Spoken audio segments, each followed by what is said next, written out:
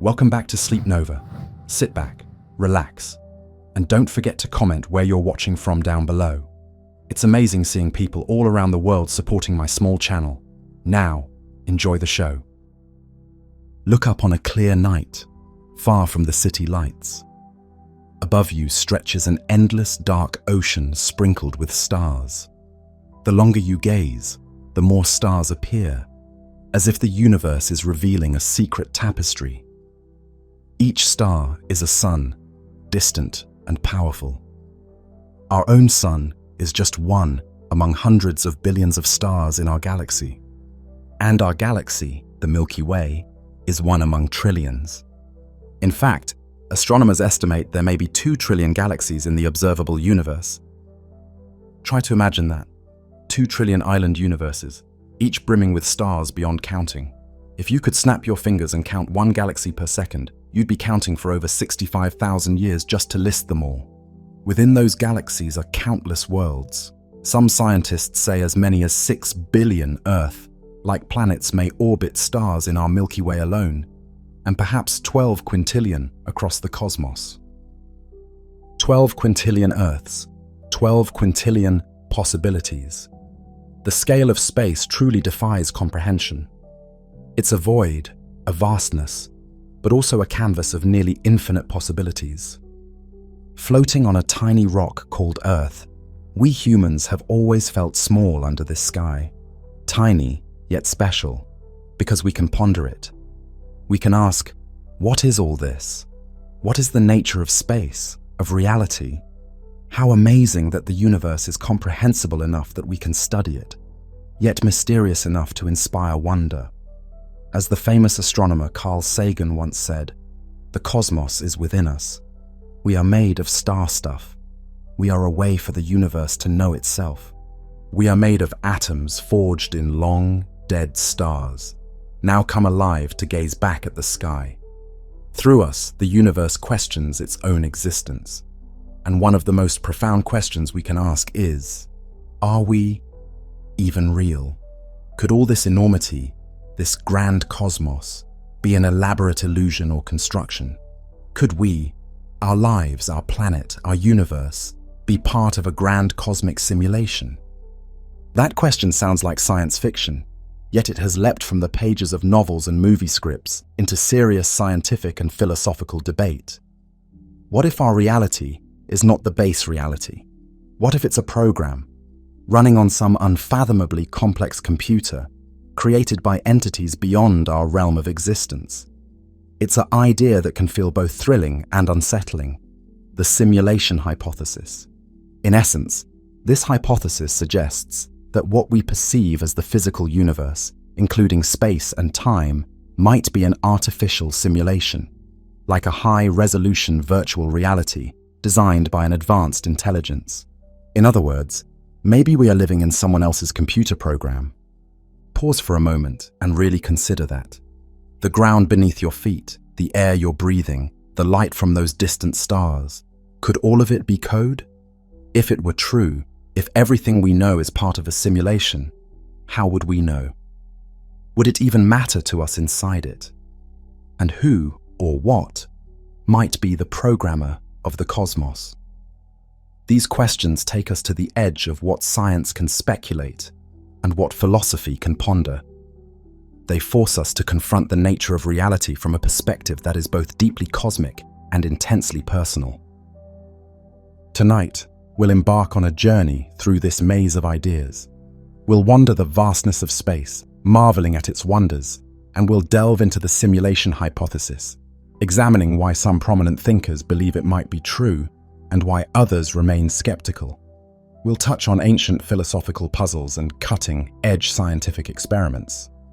We'll meet the scientists and philosophers wrestling with these questions, from those studying the quantum underpinnings of reality, to technologists pushing the boundaries of virtual reality, to philosophers questioning whether real and simulated are even meaningful distinctions. Along the way, we'll peer into the very code of the universe and see if there are hints that reality has a designer, and we'll imagine what it would mean for our lives, our purpose, our future, if we are indeed characters inside a grand cosmic simulation. This idea, questioning the reality of reality, is not entirely new. Long before computers and simulations, humans sensed that the world might not be exactly as it appears. Over 2,000 years ago, the Greek philosopher Plato proposed a famous allegory. Imagine people who have lived chained in a dark cave all their lives, Plato said, facing a blank wall. All they ever see are shadows cast on that wall, shadows of objects behind them, objects lit by a fire. Those shadows are their entire reality. They give them names. They think they're real things, but they're just projections, mere silhouettes of something truer. One day, a prisoner is freed and stumbles outside into the dazzling sunlight. For the first time, he sees the full, rich world beyond the cave and realizes the shadows were just a pale imitation of reality. Plato used this allegory of the cave to discuss knowledge and enlightenment, but it resonates eerily with the simulation idea. If we are like those cave prisoners, then our day-to-day world might be the shadow play, while the true reality exists outside our current perception. Could it be that we are living in a cave of sorts, seeing shadows and mistaking them for the whole of existence? Across cultures, similar notions appear. In ancient Chinese philosophy, Zhuangzhou wrote of a vivid dream in which he was a butterfly fluttering about. In the dream, he was happy, unaware of any other life. When he awoke, he found himself lying in bed as a man, but then he wondered, was he a man who had dreamed he was a butterfly, or a butterfly now dreaming he was a man? This butterfly dream story captures a deep puzzle. How can we know if our experience right now is real, or some kind of dream or illusion? Likewise, in Hindu philosophy, the concept of Maya describes the world as an illusion, a sort of cosmic play.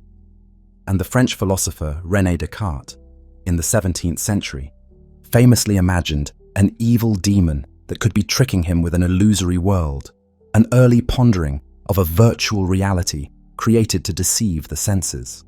Descartes realized the only thing he couldn't doubt was his own mind's existence, which is not so far from the simulation question. If everything were simulated, the one thing we might be sure is real is our own consciousness experiencing it.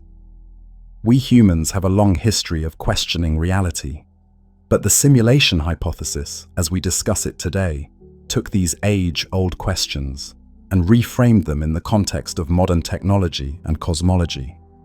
It's as if the ancient philosophical doubts met the era of computers and video games and found a new form.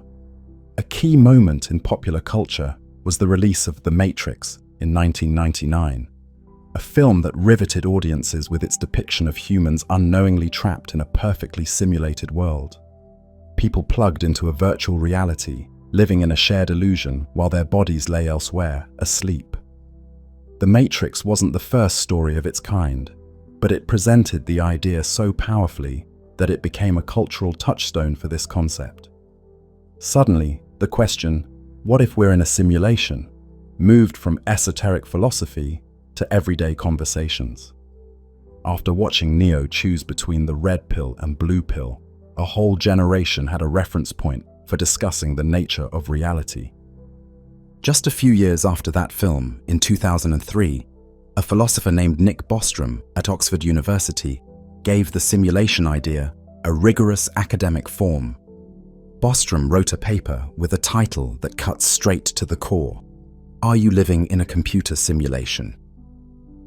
In it, he proposed a sort of logical argument, a trilemma. It goes something like this. 1. Almost all civilizations at our stage of technological development go extinct before they ever become technologically posthuman. In other words, maybe it's incredibly rare to survive long enough to create the kind of computing power needed for world-sized simulations. 2. If a civilization does reach that advanced stage, perhaps almost none of them would be interested in running simulations of minds like their ancestors. Maybe it's simply not done. whether for ethical reasons or lack of interest. 3. If the first two propositions are wrong, then the number of simulated conscious beings would far, far exceed the number of original beings. And if that's the case, the odds are that we ourselves are among the simulated minds, not the original biological ones. Bostrom argued that at least one of those three must be true. Either we're doomed to never reach that advanced stage, or we'll reach it, but never simulate worlds with conscious beings, or we're almost certainly in a simulation right now. Importantly, if you think there's any significant chance that advanced civilizations would run such simulations, then you have to admit the possibility that we might be in one. To put it another way, unless we go extinct or never bother to use our future computers this way, it's quite likely that reality as we know it is a digital illusion. That's the unsettling logic Bostrom presented. He even concluded, somewhat playfully yet provocatively, that the belief that there is a significant chance that we will one day become posthumans who run ancestor simulations is false, unless we are currently living in a simulation. In simple terms, we can't have it both ways. We can't both expect our descendants to create loads of simulated worlds and also assume we're in the one real world. If creating simulated universes becomes possible and common, then statistically, our own reality is probably one of the many simulations rather than the one original. This argument hit the scholarly world like a jolt.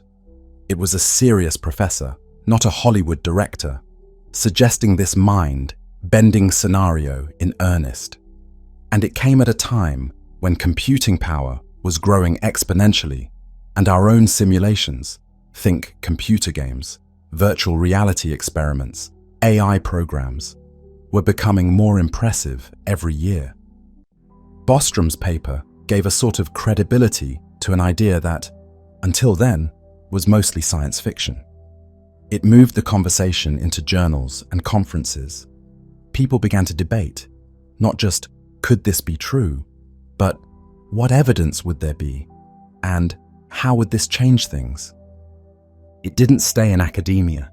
The idea spilled out into tech companies, into late-night dorm room discussions, into Reddit forums and YouTube channels. Even major public figures started taking it seriously. Perhaps the most famous among them is entrepreneur Elon Musk, known for his ventures in electric cars and space travel. Musk has repeatedly talked about the simulation hypothesis. In 2016, speaking at a conference, he put it in his characteristically blunt terms. There's a 1,000,000,000 chance we're living in base reality, meaning he thinks the odds that our reality is the original reality are almost zero. In other words, Elon Musk believes it's extremely likely that we are living in some kind of computer simulation. That statement grabbed headlines around the world. Here was one of the most high-profile innovators on the planet, casually asserting that everything we experience might be artificial. Musk's rationale was simple. Look at the trajectory of video games. In the 1970s, we had Pong, 2 rectangles and a dot. Today, we have hyper-realistic 3D simulations with millions of players in richly rendered worlds and virtual reality technology that can trick our senses for a time. Given another few decades or centuries, the argument goes, it's inevitable that our technology will produce simulations indistinguishable from reality. If we have that potential, then perhaps some other civilization in the universe already achieved it. And if even one civilization did, the number of simulated universes could be astronomically large. So from Musk's perspective, the math makes it hard to believe we are the one lucky draw that is actually real. He's not alone. Astrophysicist Neil deGrasse Tyson, a science communicator who hosts TV shows and podcasts, has said he thinks there's a very high chance the universe is a simulation. At a debate in 2016, Tyson suggested the likelihood might be better than 50-50 that we live in a simulation. Philosophers like David Chalmers and physicists like Max Tegmark have also entertained the idea in public discussions. Suddenly, the simulation hypothesis has moved from a fringe idea to a topic discussed by scientists at prestigious forums. In fact, the American Museum of Natural History held an entire panel debate on it, with experts from different fields. One journalist described that debate, noting that philosophers, physicists, technologists, and, yes, comedians are all grappling with the idea. It has, in a sense, become mainstream speculative thought. But let's step back a moment. Is there any evidence for this idea, or is it all circumstantial and philosophical? Why would serious people even consider that we might detect the telltale signs of a simulation? To explore that, we need to delve into the nature of physical reality itself, into space, time, and the quantum realm, and see if our universe behaves the way we'd expect a base reality to behave, or if it has quirks more suggestive of a programmed environment. First, consider the nature of space. We usually think of space as simply emptiness. You might picture the void between stars as a silent, cold nothingness. But in physics, space is not truly empty. It has properties. It can bend, ripple, and even boil, with tiny particles popping in and out of existence. According to Einstein's theory of general relativity, space is like a fabric that can stretch and curve. Massive objects like stars and black holes warp this fabric, which is what we feel as gravity. Space, in this view, is dynamic. It's not just an empty stage where things happen, it's part of the actors. When we observed gravitational waves from colliding black holes for the first time in 2015, it was literally space itself trembling, like a pond rippling when a stone is dropped. This is a far cry from the simple nothingness one might assume space to be. Now, zoom down to the tiniest scales, and space gets even weirder. In quantum mechanics, even what we call a vacuum seethes with activity. Particles and antiparticles can spontaneously appear in pairs, exist for a fleeting moment, and annihilate each other. A phenomenon allowed by the quantum rules, as long as it's brief. This isn't science fiction. It's been experimentally observed. If you think about it, this is almost like the universe has a constant background computation running, even when nothing is there. It's as if the simulation never truly idles. There's always some processing happening in the vacuum of space, a constant quantum hum. What about the size of space? The observable universe, the part of the cosmos we can in principle see, extends about 46 billion light-years in every direction from us. We often say 13.8 billion years old, but due to expansion, the radius is larger in light-years, and that's just what's observable. Space could be much larger, potentially infinite. If a simulation were to recreate such a vast space in full detail everywhere, the amount of information would be mind-boggling. Could any computer, even one built by gods or advanced aliens, simulate 2 trillion galaxies worth of stars, planets, and particles? It seems intractable. But if we were inside a simulation, there might be ways to cheat and not simulate everything at once. Think of how video games work. When you're playing a game, the computer or console isn't rendering the entire game world at high resolution all the time. It's only rendering what the player is currently seeing or experiencing.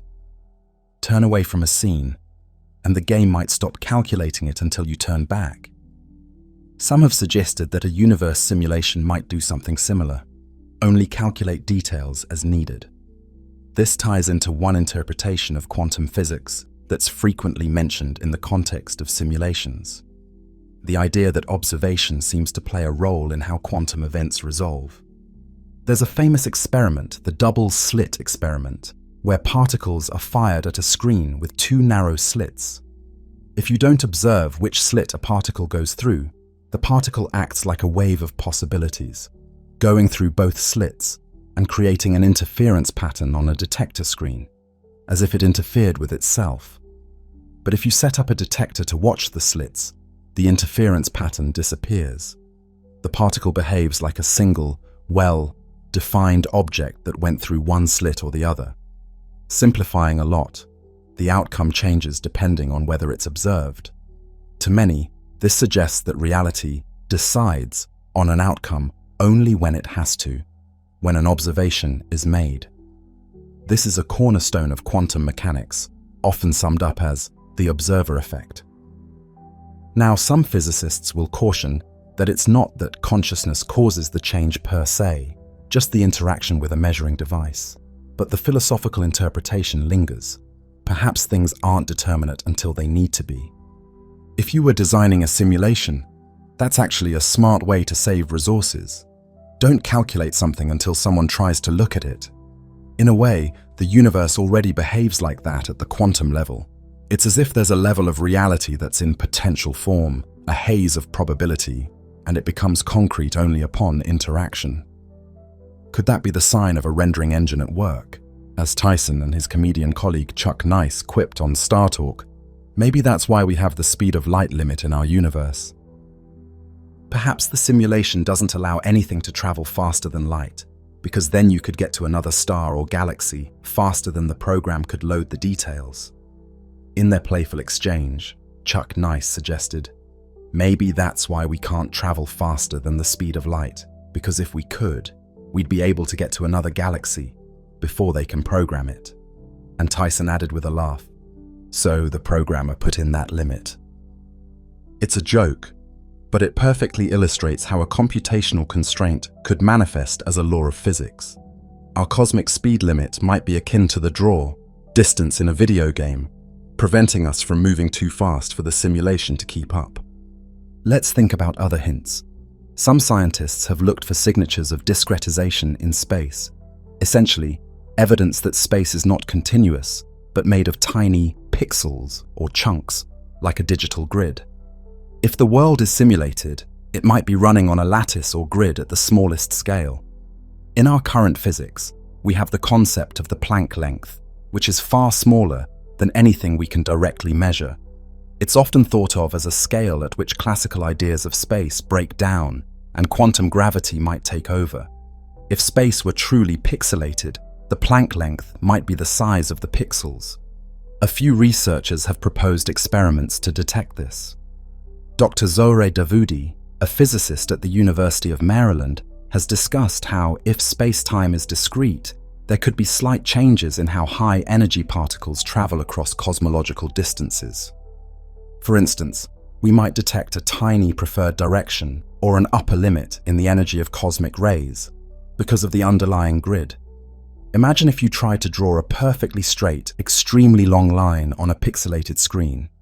At some point, the discreteness might show anomalies. Davoudi specifically noted that if space-time is on a lattice for the simulation's sake, extremely energetic particles might not behave exactly as expected in a smooth continuum, possibly revealing a break in a symmetry-like rotation. So far, no such anisotropy in cosmic rays has been observed. If one were, it would be intriguing, though not absolute proof of a simulation. But the fact that physicists are even contemplating such tests shows how seriously the idea is being taken. Another striking piece of maybe evidence came from James Gates, a theoretical physicist known for his work in supersymmetry.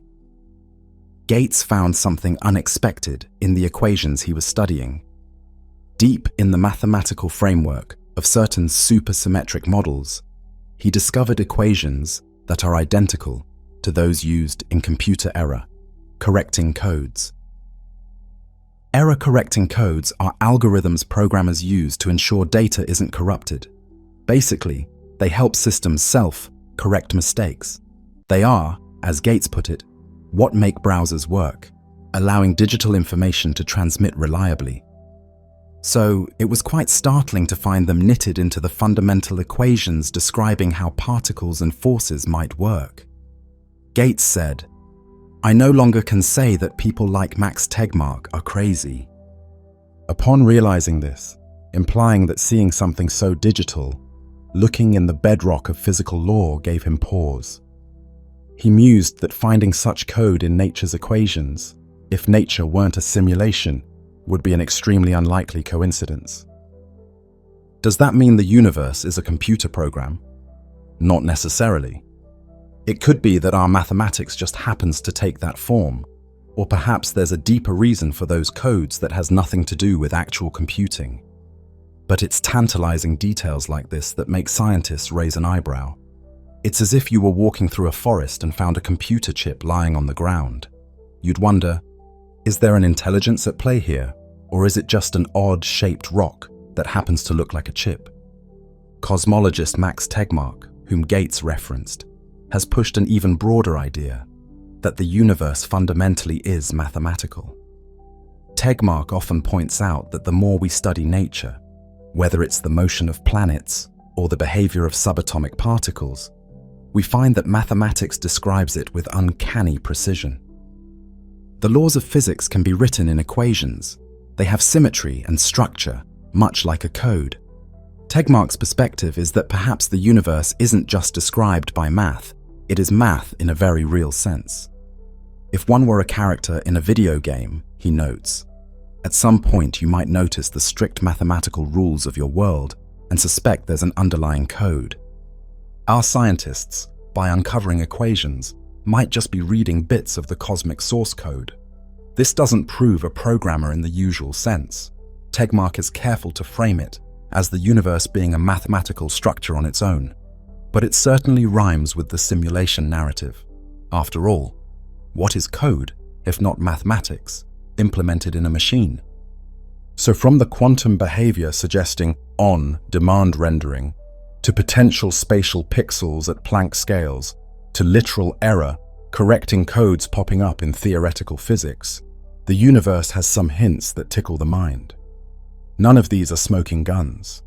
For every intriguing clue, skeptics can offer alternative explanations, but they add up to a picture of a universe that is surprisingly information-like. The physicist John Wheeler once coined the phrase "it from bit," meaning that at a fundamental level, everything may arise from binary choices, from information bits. More and more, our best theories of physics speak in terms of information. Black holes, for example, are often described by how they store information on their event horizons. Quantum entanglement is being investigated as the possible pixel glue of space-time itself in some modern theories. Scientists are exploring the idea that space-time geometry might emerge from patterns of entanglement, essentially from information networks. It's almost as if the universe behaves like a giant information processor. And if so, one can't help but ask, who or what is processing that information? Is it just the universe being the universe? Or is it a computer built by something beyond it? Now, let's take a step further out and look at a completely different line of thinking, the Fermi paradox and the eerie silence of the cosmos. In our opening, we talked about the vastness of space and the countless planets that likely exist. Given those numbers, many scientists believe that life, and eventually intelligent life, should have arisen in many places across the cosmos. Even if a fraction of those 12 quintillion Earth-like planets developed life, and a fraction of those developed intelligent civilizations, there ought to be many alien civilizations out there, some perhaps far older and more advanced than us. This reasoning is encapsulated in the Drake equation, which is a probabilistic formula to estimate the number of communicative civilizations in our galaxy. Depending on what numbers you plug in, you might predict anything from 0 to thousands of civilizations. But many reasonable estimates suggest the galaxy should be home to several at least, and the universe at large, many more. So physicist Enrico Fermi famously asked, "Where is everybody? If life is common, why haven't we seen any evidence? No confirmed signals, no spacecraft, no alien visitations that withstand scientific scrutiny.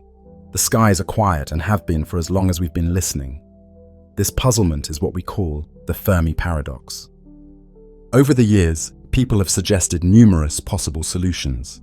Maybe life is rare, or intelligent life destroys itself quickly, or maybe alien civilizations are out there but choose to hide or observe us from afar. One particularly mind-bending proposal is directly relevant to our topic. Perhaps we don't see aliens because the universe has been designed to appear empty to us. This is sometimes called the planetarium hypothesis. Imagine we are inside a giant virtual planetarium or terrarium, crafted to give us an illusion that we are alone.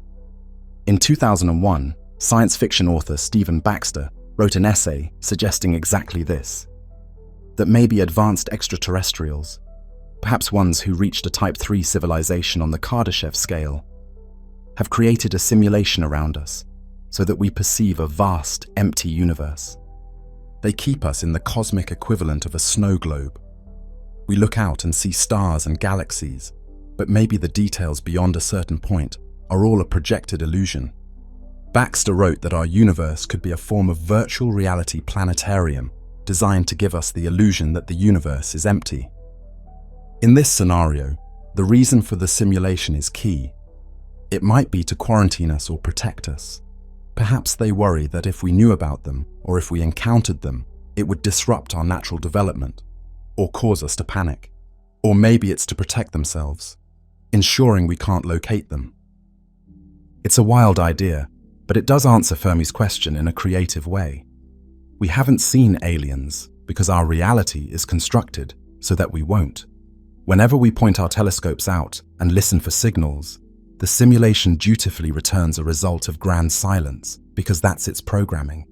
If true, it implies our simulators are not necessarily our descendants, but could be alien beings in a higher level reality. They might be running a simulation of the universe and intentionally omitting themselves. It's like we're NPCs in a video game who aren't allowed to meet the game masters.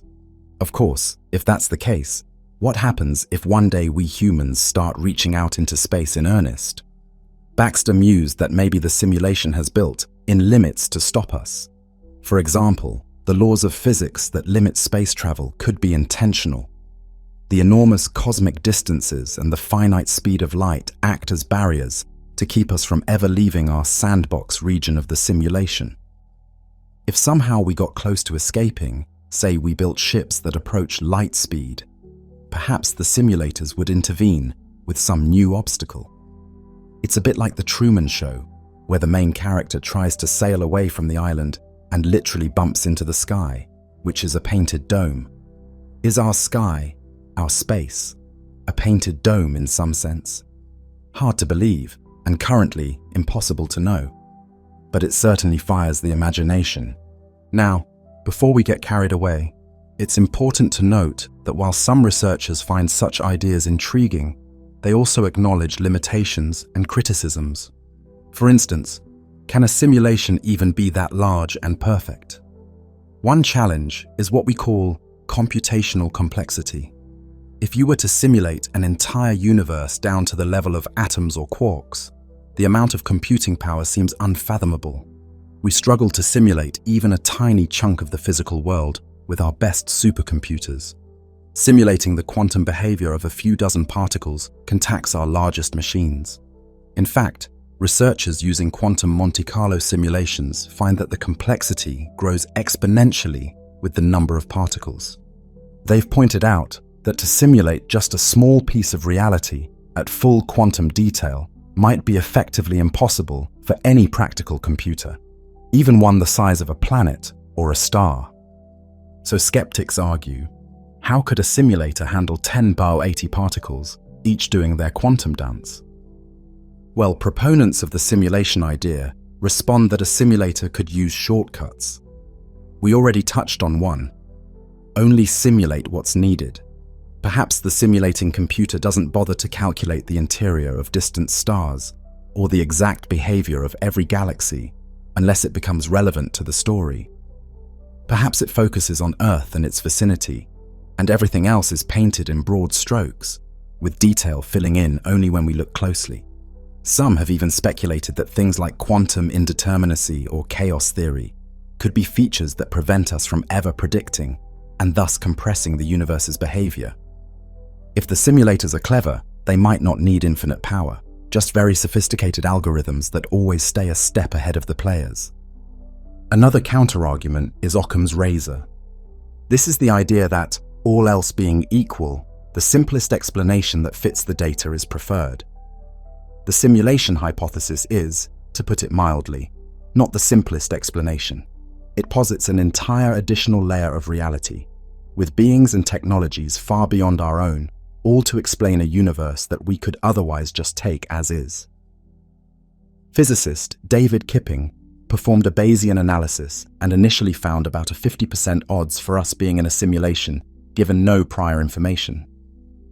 And he noted that if humanity ever creates simulations of conscious beings, those odds would dramatically tip toward the simulation scenario.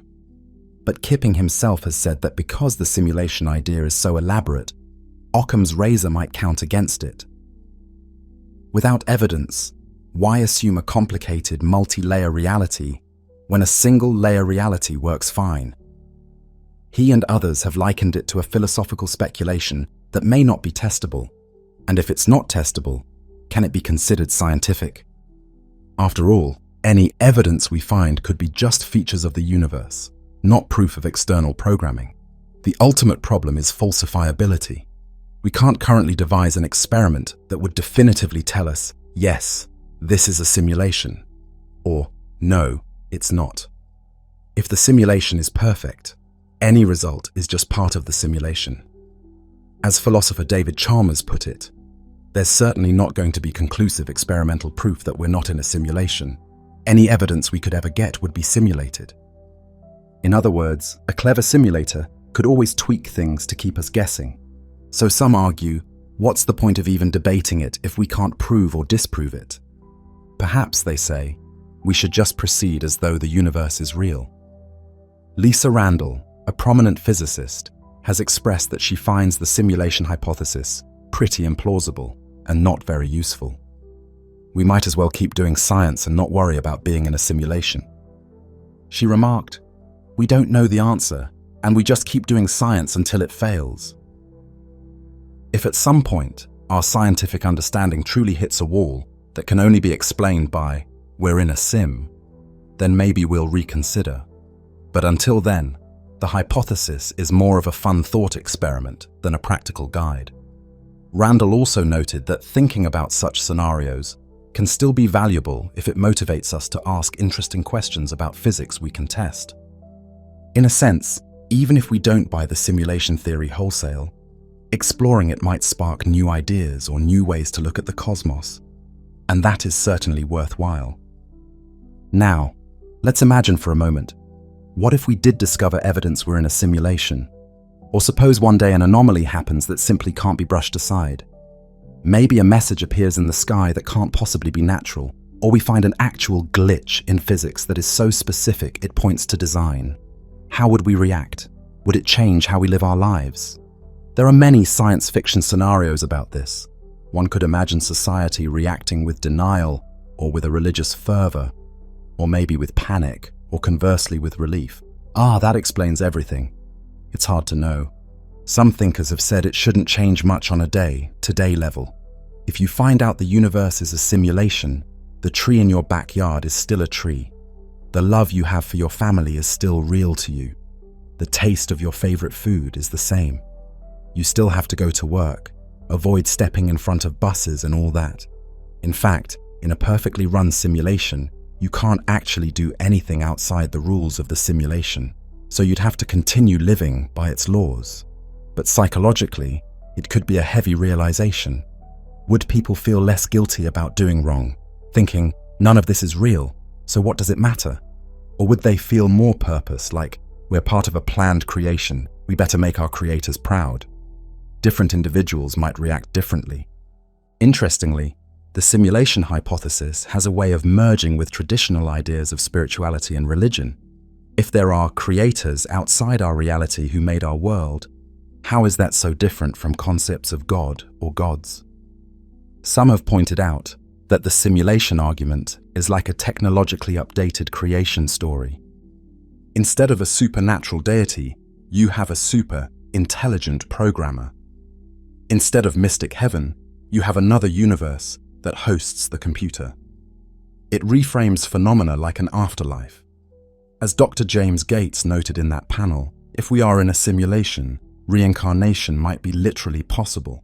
Our lives could be restarted or the program run again, effectively bringing everyone back to life. If you've ever played a video game, you know that dead characters can often respawn, or a saved game can be loaded to replay a scenario. In a simulation, maybe death isn't permanent, The data of your mind could be saved or copied. The simulation could also allow for things that look like miracles. Perhaps the simulators can intervene or tweak things now and then, which might appear to us as divine acts or anomalies. It's a whimsical parallel, but it does start to blur the line between science fiction and theology. In fact, Gates said that the simulation idea starts to break down a funny barrier between what people often think is the conflict between science and faith. Because here we have a scenario with creators, possibly an intention or purpose, and potentially even a form of life after death. Yet it's framed in a logically and technologically grounded way, rather than a mystical one. It's almost like a bridge between two worldviews. Of course, not everyone would agree with venerating simulator beings as gods. Philosopher Chalmers quipped that even if we were in a simulation controlled by higher beings, he'd refuse to worship the simulators. After all, they might be just scientists or gamers, not morally superior divinities. And if they allowed suffering in the simulation, one might question their ethics just as we question why a benevolent God would allow evil. Are we just an experiment? Entertainment? Education? Who knows what their motive would be? There's even a theory that maybe it's us, our future descendants, running ancestor simulations to study their own history, which raises all sorts of paradoxes and moral questions about creating conscious beings for study. Bostrom himself pondered on whether it would be ethical to run simulations of suffering. Let's entertain a positive angle. If we are in a simulation, maybe the simulators are benevolent. Perhaps we're a kind of long-term art project, being carefully tended. If at some point we're in danger, maybe they'd subtly steer things to save the project. Some people have humorously suggested that the lack of catastrophic asteroid impacts in recent times, or the fortuitous timing of certain events in humanity's past, could indicate someone wants us to reach a certain stage. That's highly speculative and arguably just human-centric storytelling. But it's true that the simulation idea can either make you feel extremely small or strangely important. Another fascinating speculation: what if we ourselves create simulations within this universe? If we build our own simulated realities, populated by AI beings who think they're alive, then we'd have a nested simulation. Perhaps that's already happened. Maybe the simulators who built our world are themselves simulated by a higher level, and so on. This could lead to a chain of simulations within simulations. Tegmark pointed out a philosophical issue with Bostrom's argument. What stops an infinite regress of simulated worlds? If simulations become common, there could be many layers. But could it be simulations all the way down? At some point, there might need to be a base reality where the first simulation runs. If we're deep in a stack of simulations, our chances of reaching or understanding the true base reality are extremely slim. It would be like a character in a video game becoming aware of the game and then trying to figure out the world of the game developers by only exploring inside the game. They might get some hints, but can't break out of their level. Some tech visionaries have even talked about trying to break out of the simulation. There were reports that certain billionaires in Silicon Valley were funding research to find a way to detect or escape the simulation. It sounds like the plot of a movie. The rich and brilliant trying to crack open the sky of the Truman Show. While those specific stories might be exaggerated, it's true that the simulation hypothesis has captivated some of the most future-oriented minds. If you truly believed we're in a simulation, one radical idea would be to attempt to communicate with the creators. Maybe not by building a physical Tower of Babel, but perhaps by sending a clever message or creating a scenario within the simulation that stands out. Some have facetiously suggested that we should perform bold, unpredictable actions so as to get the simulator's attention. Max Tegmark, at the end of that debate, half-jokingly advised, "If you're not sure whether you're actually simulated or not, my advice to you is to go out there and live really interesting lives and do unexpected things so the simulators don't get bored and shut you down." That might be the best advice regardless of simulation status. Live an interesting, meaningful life, just in case someone is watching from above, and for your own sake if no one is. Now, we've journeyed through a lot, from the starry expanse of space to the subatomic quirks of quantum physics, from ancient philosophy to cutting-edge computational theory, from the loneliness of the cosmos to the possibility that we're not alone at all, but rather surrounded by an invisible infrastructure of a simulation. Through it all, one thing is clear: the line between reality and illusion is delicate. Whether or not we live in a simulation, pondering it forces us to appreciate reality's richness.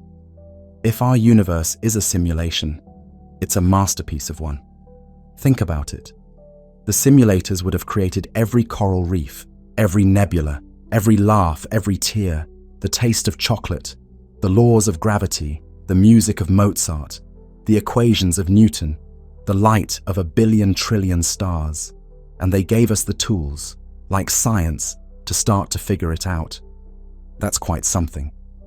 And if this is not a simulation, if this is the one true reality, then it's even more incredible. It means from empty darkness and mindless matter, the universe evolved to a state where it can dance and think and wonder through us. We, tiny specks on a pale blue dot, can question the very fabric of existence. In the end, the simulation hypothesis is a mirror. Look into it, and it reflects our deepest inquiries. It asks how far our intelligence can go, how we distinguish truth, how we find meaning. It has us grapple with what-ifs that challenge our perception of time, space, and ourselves. Are we a cosmic accident, alone in an unconscious universe? Or are we characters in a cosmic play with hidden audience and playwright? Perhaps we'll never know for sure. Perhaps one morning, like Zhuangzi, we'll wake up and realize this was all a dream.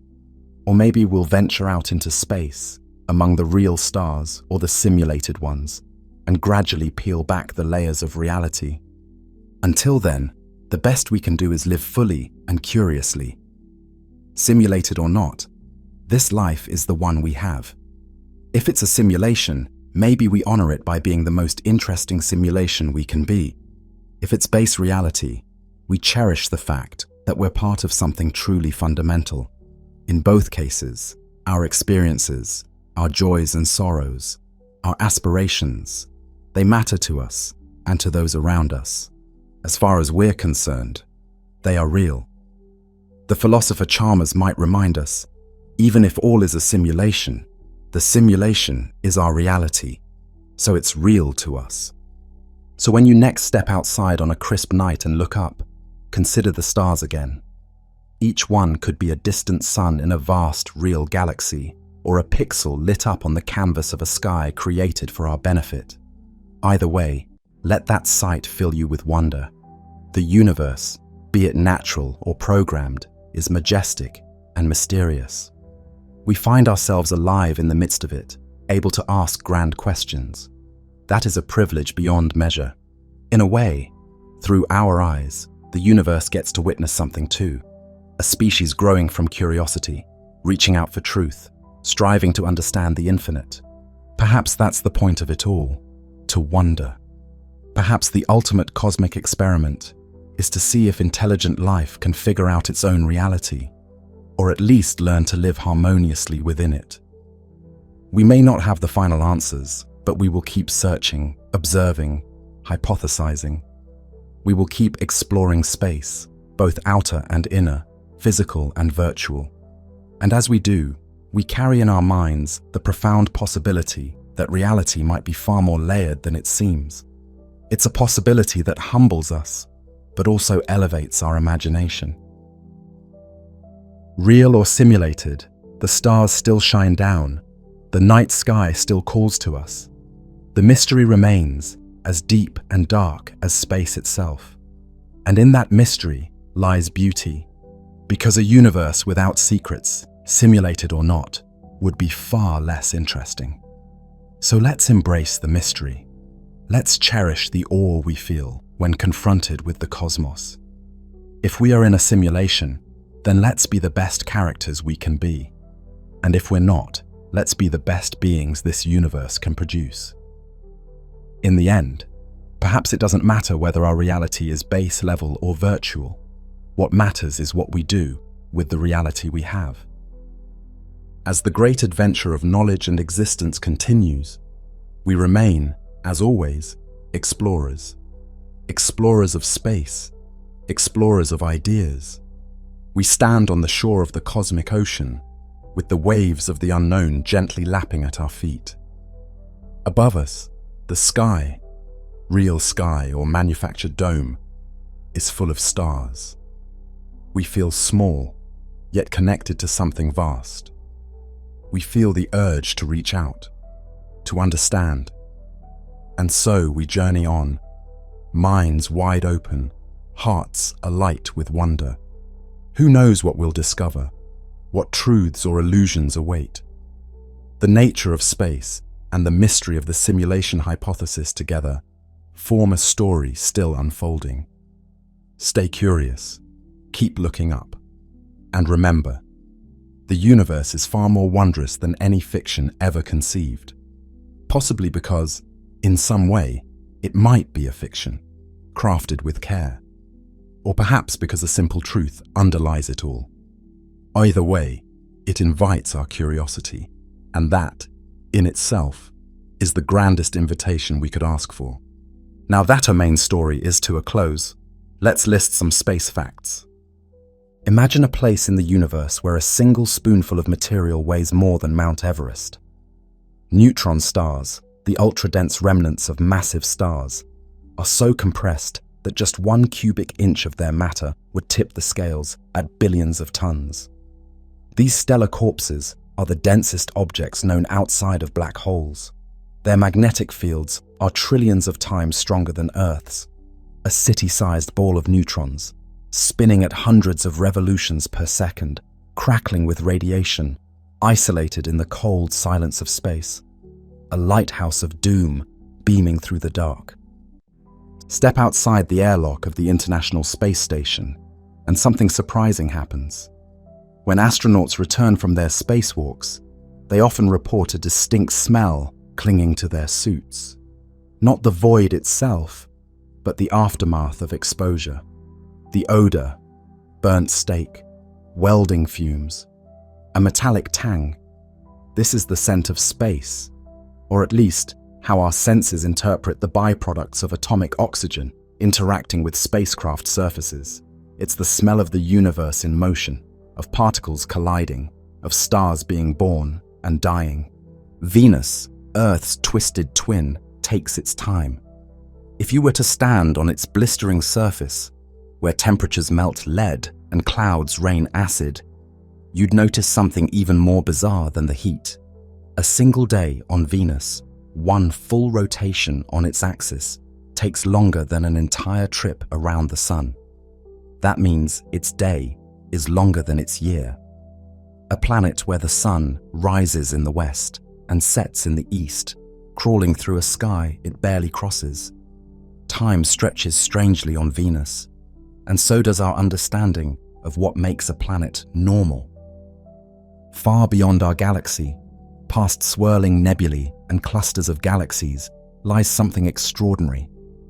Around a quasar, 12 billion light-years away, astronomers discovered a cloud of water vapor large enough to fill Earth's oceans.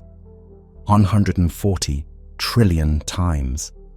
This ancient fog surrounds a supermassive black hole, glowing brightly with the energy of an entire galaxy.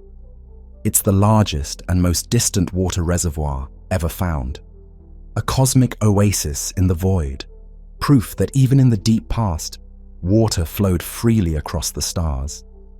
The moon has always been our closest companion, our silent sentinel in the sky, but it's slowly drifting away. Every year, the moon moves about 1.5 inches farther from Earth. It may not sound like much, but over millions of years, it adds up. In the distant future, the moon will be too far to perfectly eclipse the sun. Total solar eclipses, those magical moments when day becomes night, will cease to exist. A celestial goodbye that spans eons, unnoticed in a single human lifetime, but profound in the timescale of the cosmos. Not all planets are tied to stars. Some wander alone. These are rogue planets, dark, cold worlds without a sun, flung into the abyss by gravitational chaos. Billions of them roam the galaxy like cosmic orphans, drifting endlessly through space. With no light to define their days and no warmth to shape their climates, they remain mysterious. Some may harbor subsurface oceans, heated from within. Others may be completely frozen, locked in a stasis that has lasted since the dawn of time. They are reminders that not every world belongs to a system. Some just float in solitude.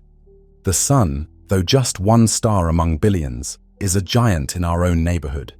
It holds 99.86% of all the mass in the solar system.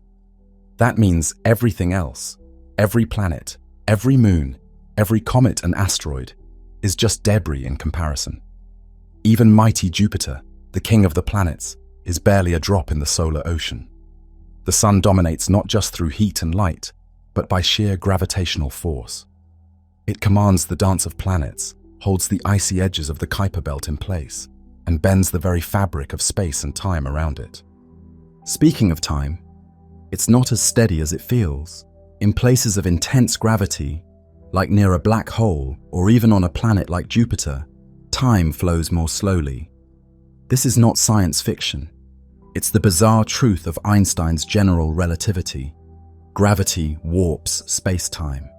The closer you are to a massive object, the slower time passes for you. Live your life orbiting a black hole, and you might experience minutes while years pass outside. Time is elastic in the universe, flexible, strange, and deeply tied to gravity. High above Earth, satellites orbit in perfect balance. But there's something else out there too: space junk. The modern sky is littered with remnants of human ambition, dead satellites, rocket parts, tiny fragments of old missions. Over 170 million pieces of debris now race around our planet, many traveling at speeds faster than a bullet. A single screw could punch through a spacecraft like shrapnel. It's a growing cloud of chaos, and one that we'll have to reckon with if we hope to keep exploring the stars. On the outskirts of the solar system, beyond Neptune, lies a vast and icy graveyard known as the Oort cloud. It's never been directly seen, but we know it's there. A shell of frozen objects encasing the solar system like a bubble. Some comets we see in the sky begin their journey here, drifting for millions of years before the sun's gravity gently tugs them inward. The Oort cloud may stretch halfway to the next star, holding the leftovers of solar system formation, ancient time capsules frozen in deep space. Jupiter is more than just the largest planet in our solar system. It's a shield, a protector, a cosmic vacuum cleaner. Its immense gravity pulls in comets and asteroids that might otherwise strike Earth. Without Jupiter, life here might never have had a chance. But this gas giant has secrets of its own.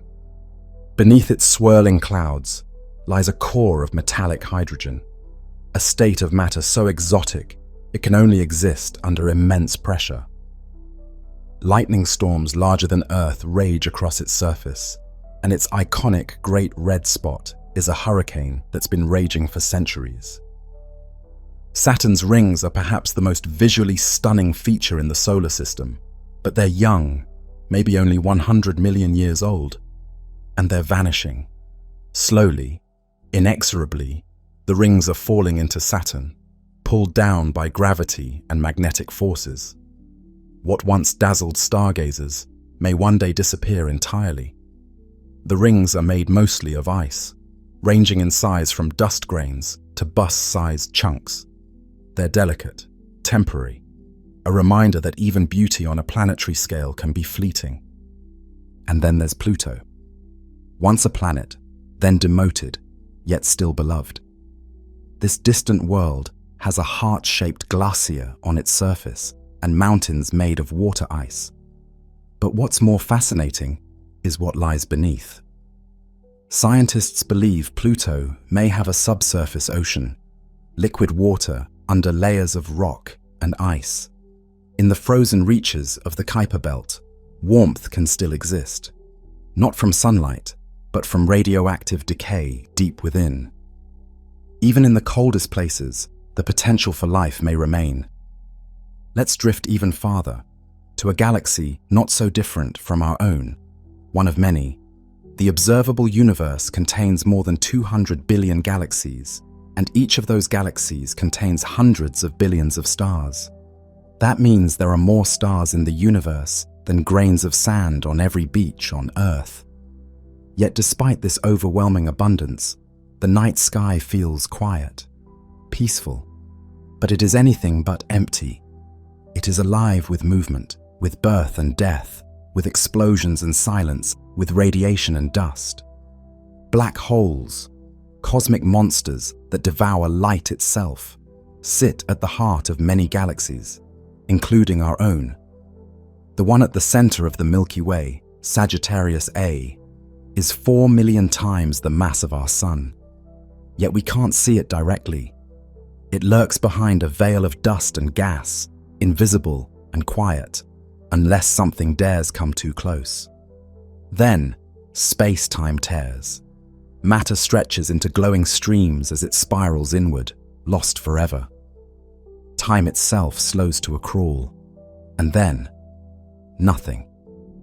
Beyond the event horizon, not even information escapes.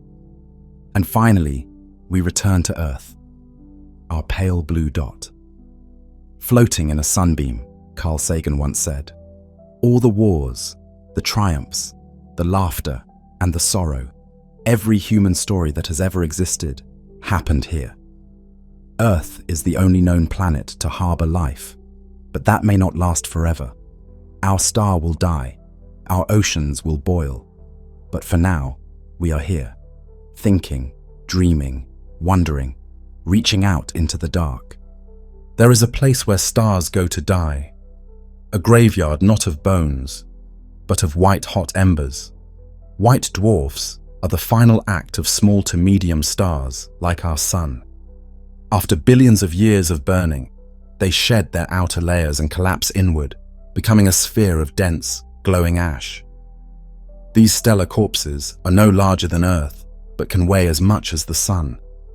Over trillions of years, they cool and fade, becoming black dwarfs, cold, dark remnants that may be the final objects left in the universe, long after the last galaxies blink out. But not all stars fade quietly. The largest live fast and die violently. Supernovae are among the most powerful events in the universe, stellar explosions that outshine entire galaxies for brief moments. In that flash, elements like gold, silver, and uranium are forged. Every heavy atom in your body, in the Earth, in your phone, was born in a star's fiery death. We are, quite literally, made of star stuff. And those supernova remnants, they seed the galaxy with the building blocks of new worlds. In the vacuum of deep space, silence reigns. Not because there's nothing happening, but because sound cannot travel. Space is not just quiet, it is mute. There is no air to carry sound waves. Explosions, collisions, solar flares, all of it happens in absolute silence.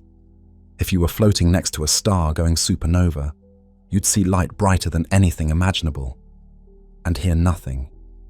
In space, even the loudest scream is swallowed by the void. Yet even the void is not truly empty. Between the stars, in the vast gulfs of interstellar space, is dust, gas, particles and radiation, invisible forces drifting in the darkness. Entire clouds of molecular gas stretch across light years, slowly collapsing under gravity to birth new stars. These are stellar nurseries, glowing, majestic regions like the Orion Nebula, where stars and planets begin their long journey into existence. The vacuum is pregnant with potential. There are planets out there stranger than anything we've dreamed of. Take HD 1T9733b, a gas giant where it rains glass sideways in 5,000 mile-per-hour winds, or 55 Cancri e, a planet likely made of diamond, its carbon-rich structure compressed by immense pressure, or Gliese 581c, a world that may lie just within its star's habitable zone, with the potential for liquid water. Some planets orbit two suns, like scenes from a sci-fi movie. Others are scorched, tidally locked hellscapes, where one side is a molten desert and the other an endless frozen night. Our universe is expanding, not just objects moving through space, but space itself stretching. Galaxies aren't traveling through a void like ships through an ocean. The ocean is growing beneath them. This discovery, first observed in the redshift of distant galaxies, means that the universe once had a beginning, a single moment of rapid expansion, the Big Bang. And that expansion continues today, accelerating due to a force we still don't fully understand. Dark energy, a mysterious pressure pushing everything apart. Then there's dark matter. We cannot see it. We cannot touch it. But it's there. Its gravity holds galaxies together, keeps clusters from flying apart. It makes up over a quarter of the universe, yet we don't know what it's made of. It neither emits nor absorbs light. It passes through us every second. Like a ghost overlaying reality, shaping the structure of everything we see. Time, too, is not as it seems. In the early universe, the rules were different. Moments after the Big Bang, time and space were chaotic, energy and matter in a soup of particles and raw forces. The four fundamental forces we know today, gravity, electromagnetism, and the nuclear forces, were once one, unified. Since then, they've separated, cooled, and structured the cosmos. But deep inside particle accelerators, we try to reverse that clock, to glimpse the unity, the primal heartbeat of the cosmos. And yet, with all this knowledge, mystery reigns. We've mapped only a small fraction of the stars. We've only just begun to catalogue exoplanets. We've never been farther than the moon. The observable universe is vast. But beyond it, we don't know. There may be more, far more. Infinite realms, parallel universes, entire other realities with different laws of physics, born from the same cosmic fire as ours. And in all of it, here we are. A species that can ponder the beginning of time, that can send robots to Mars and probes beyond the edge of the solar system, that can build telescopes so precise they can see light from galaxies 13 billion years old, light that left when the universe was still in its infancy. We are the universe, becoming aware of itself. Somewhere far from any star, in the deep interstellar dark, a spacecraft drifts in silence. It's called Voyager 1. Launched in 1977, now over 14 billion miles from Earth. It carries with it a golden record, a time capsule of humanity, music, greetings in dozens of languages, sounds of life on Earth, a whisper to the stars. Voyager 1 has left the solar system.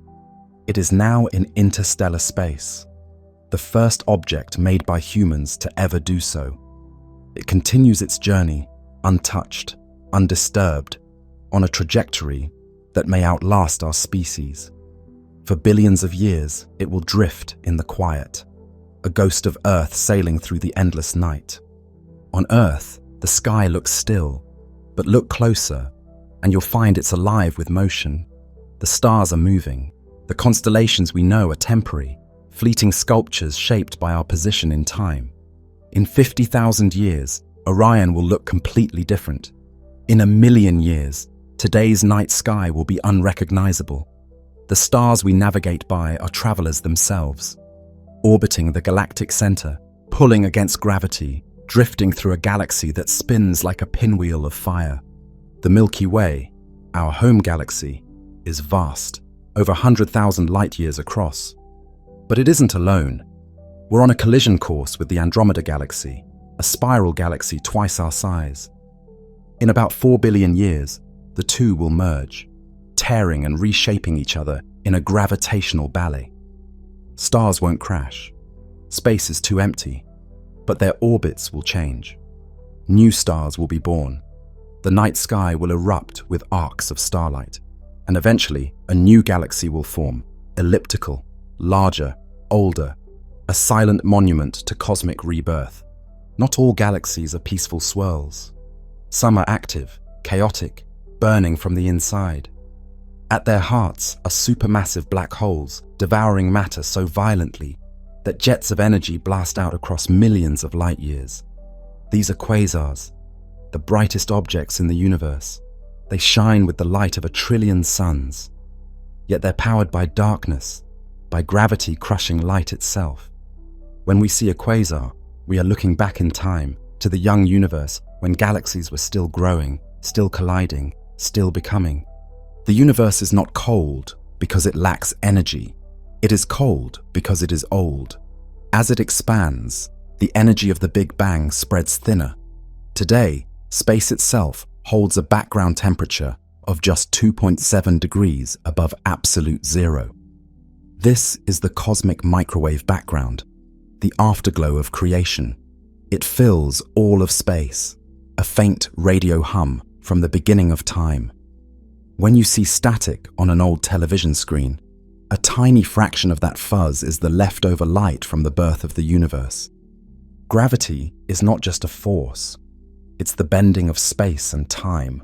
Massive objects, planets, stars, black holes, distort the fabric of reality around them. Einstein showed us that light can curve, that time can slow, that space is not a stage, but a participant. And this bending of reality isn't just theory. We've seen it. When a massive galaxy sits between us and something farther away, it can act like a lens, bending and magnifying the distant light. We call this gravitational lensing. It lets us see galaxies so far away they'd otherwise be invisible. It's as if the universe is helping us see itself. And yet, for all our knowledge, we've only just begun to grasp the full picture. The vast majority of the cosmos is made of things we can't see or explain. Ordinary matter, everything we've ever touched or measured, makes up less than 5% of the universe. The rest is dark matter and dark energy. Invisible. Mysterious. We don't know what it is. We don't know where it came from. But it controls the structure and fate of everything. It's the shadow behind the stars, the silence beneath the light. Every now and then, Earth is reminded of its fragility. An asteroid streaks across the sky, burning bright as it tears through the atmosphere. Most disintegrate harmlessly. Some leave craters, scars from impacts long past. 65 million years ago, such an impact changed everything. It ended the age of dinosaurs. It cleared the way for mammals. For us. We are here because a rock fell from the sky at the right, or wrong, time. And there are still many more out there, orbiting quietly, watching, waiting. But space isn't just death and distance, it's potential.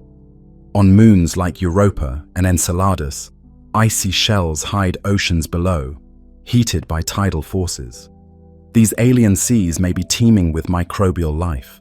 We've seen plumes of water erupt into space, carrying hints of organic molecules. If life can thrive there, in darkness, under pressure, without sunlight, then maybe life is everywhere. Maybe biology is not a miracle, but a pattern, a thread that runs through the fabric of the cosmos. Even on Mars, the red planet, there are hints. Ancient riverbeds, polar ice caps, traces of methane in the air, a past that may have once been warm, wet, and alive. Robotic explorers crawl its surface now, drilling, analyzing, searching, not just for curiosity, but for connection, to know whether Earth is unique or simply one chapter in a much larger story. Black holes are often seen as the end, the final stage of stellar collapse, a place where even light cannot escape. But in truth, they may be something more, something stranger. At their heart lies a singularity, a point of infinite density where the laws of physics as we know them break down. Space and time themselves curve inward toward this point, like water spiraling down a drain. But some theories suggest what lies beyond isn't a void, but a bridge, a wormhole, a doorway to another place, or another universe. These ideas remain speculative, but tantalizing. In the universe's deepest pits, we may find not destruction, but connection. And yet, black holes don't just consume, they shape galaxies.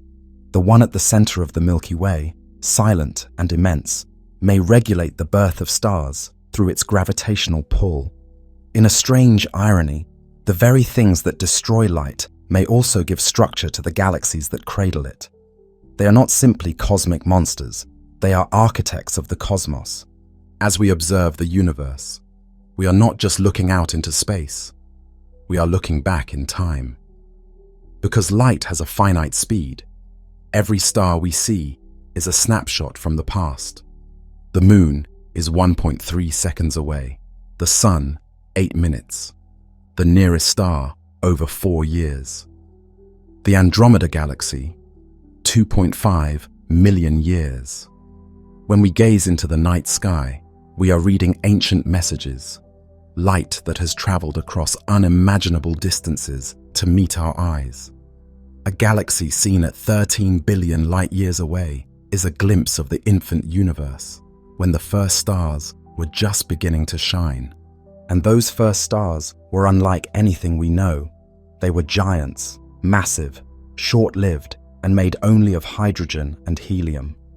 Born in a time before carbon, oxygen, or iron, these primordial stars burned hot and died fast, seeding the cosmos with the first heavy elements. From their ashes, later generations of stars emerged, and with them, planets, moons, and eventually, us. Every atom in your body was once inside a star. You are not just in the universe, you are of it. We dream of faster-than-light travel, of starships, warp drives, wormholes. And while current physics forbids it, some concepts push the boundaries. The Alcubierre drive, a theoretical model, proposes bending space around a ship, compressing space in front and expanding it behind. The ship itself never moves faster than light, but the space around it does. It's speculative, unproven, and would require negative energy, something we've never seen. But it represents the essence of exploration, the desire to go beyond what's known, to chase the horizon. And there is no horizon more daunting than time. What happens to the universe in the far future? The galaxies will continue to drift apart. Star formation will slow. The stars will age, dim, and die. White dwarfs will cool. Black holes will evaporate through Hawking radiation. Over trillions, then quadrillions, then quintillions of years, everything we know will fade. Matter itself may decay. What remains is the heat death, a state of maximum entropy where no energy flows, no stars shine, and the universe becomes cold, dark, and still. But perhaps that is not the end. Some physicists believe that even then, new universes may emerge, that black holes could give birth to new Big Bangs, that our universe is just one in a cycle of births and deaths, a pulse of cosmic breath on a scale beyond comprehension. Or maybe we are a quantum accident, a fluctuation in a greater multiverse, a bubble of order in an ocean of chaos. And still, we look up. With telescopes on mountaintops and satellites in orbit, we scan the heavens. We listen for radio signals. We model alien climates. We ask questions no other known species has ever asked. We are curiosity incarnate, a flicker of awareness in a sea of stars. We build machines like the James Webb Space Telescope to see the first galaxies. We design rovers to crawl across alien dust. We train AI to analyze starlight, hoping to detect the breath of life on distant worlds. Because maybe we are not alone. Across the void, in the spaces between stars, we've been asking a question older than our species. Are we alone?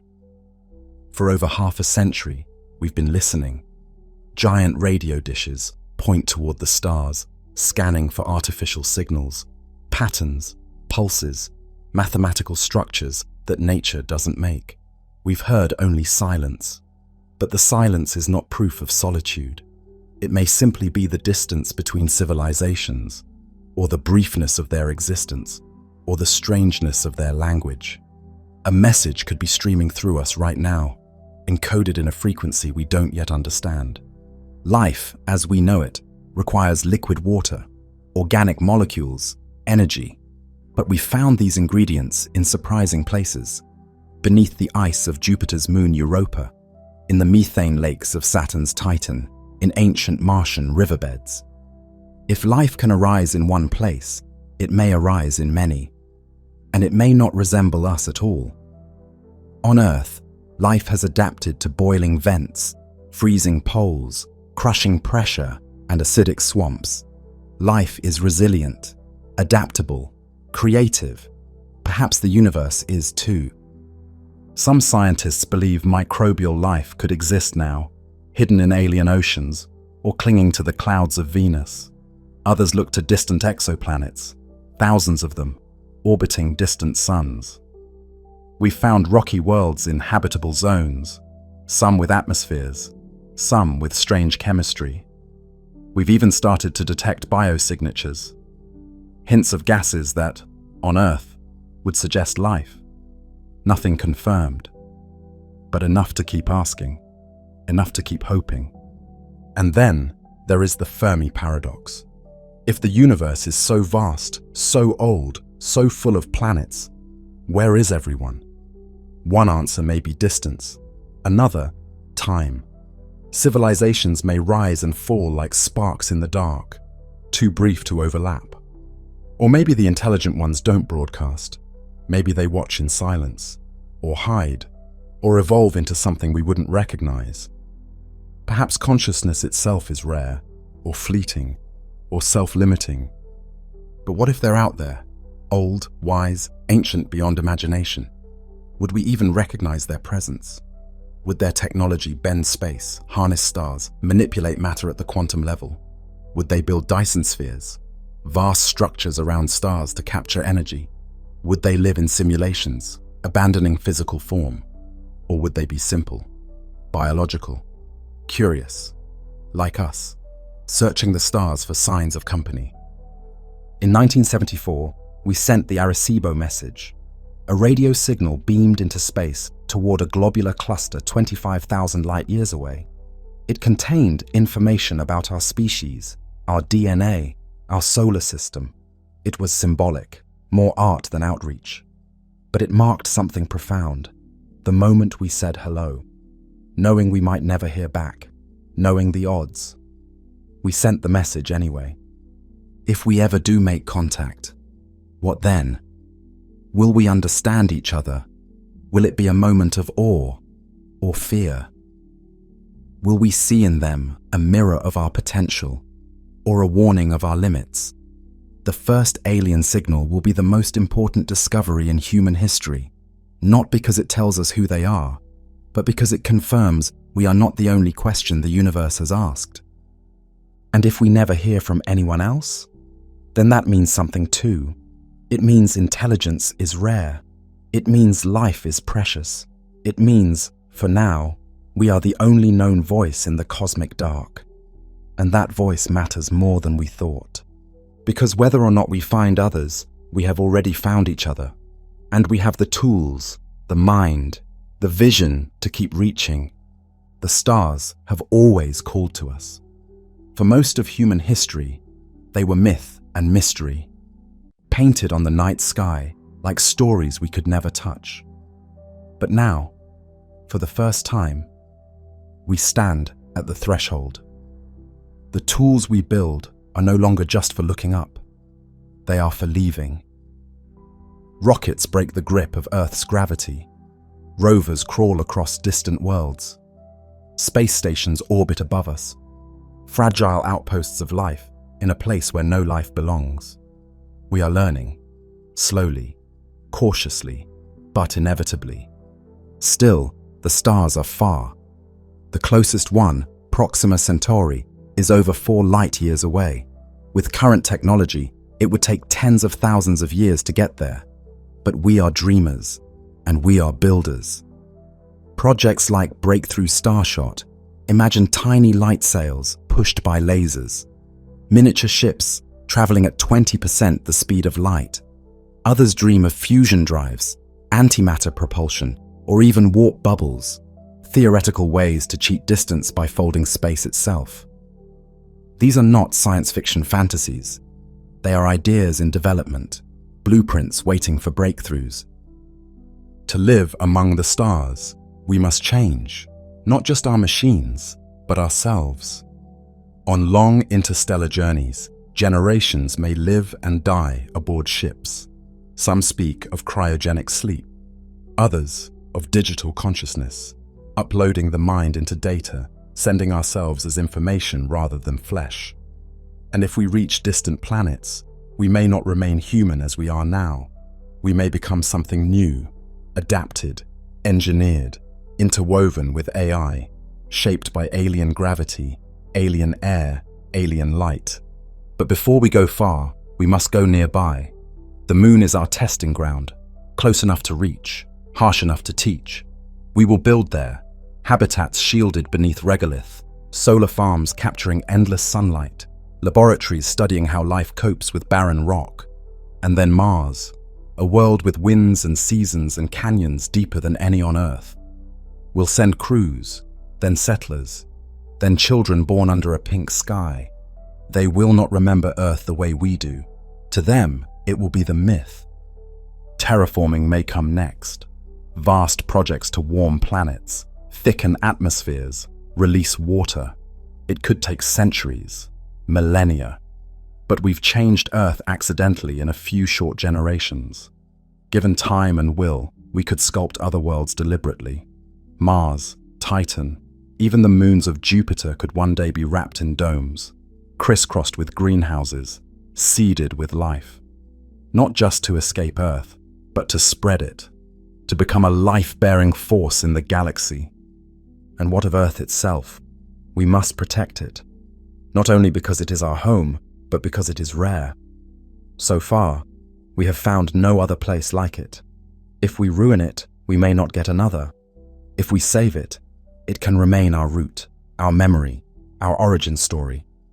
A pale blue dot that birthed a species capable of dreaming far beyond its sky. As we grow, we may form a civilization that spans planets, moons, eventually stars. A Type 1 civilization, mastering the energy of a world.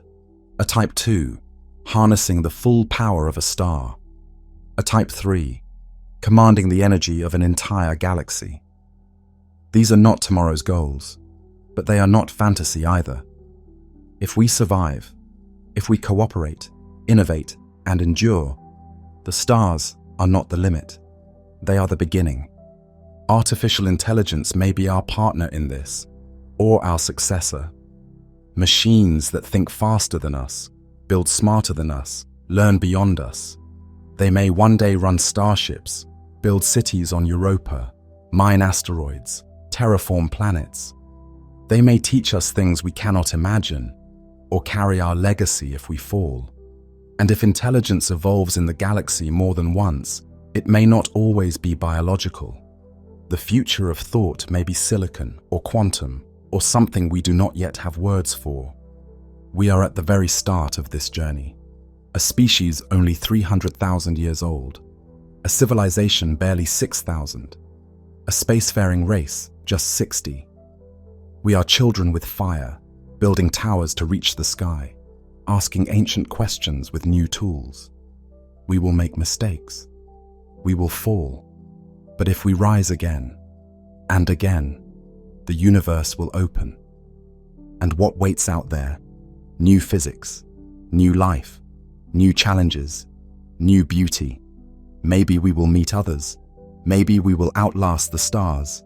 Maybe we will become the stars, burning with knowledge, scattered across the galaxy, eternal in light, if not in form. Because the true story of space is not distance. It is not silence. It is potential. and the greatest chapter may still lie ahead, written not in stardust, but in the minds of those who dare to reach beyond everything they've ever known. Eventually, the stars will go dark. One by one, their fuel will run out. The great engines of the cosmos, forged from gravity and hydrogen, will sputter and die. Red dwarfs will linger, glowing dimly for trillions of years, the last to fade. But even they will succumb. In the far future, the universe will enter its degenerate era, an age of ash and ember, where white dwarfs, neutron stars, and black holes are all that remain. No new stars will be born. No new light will emerge. The galaxies will be cold, quiet ruins drifting in a void grown unimaginably vast. Black holes will dominate. They will continue to consume, to merge, to grow. And then, even they will begin to vanish.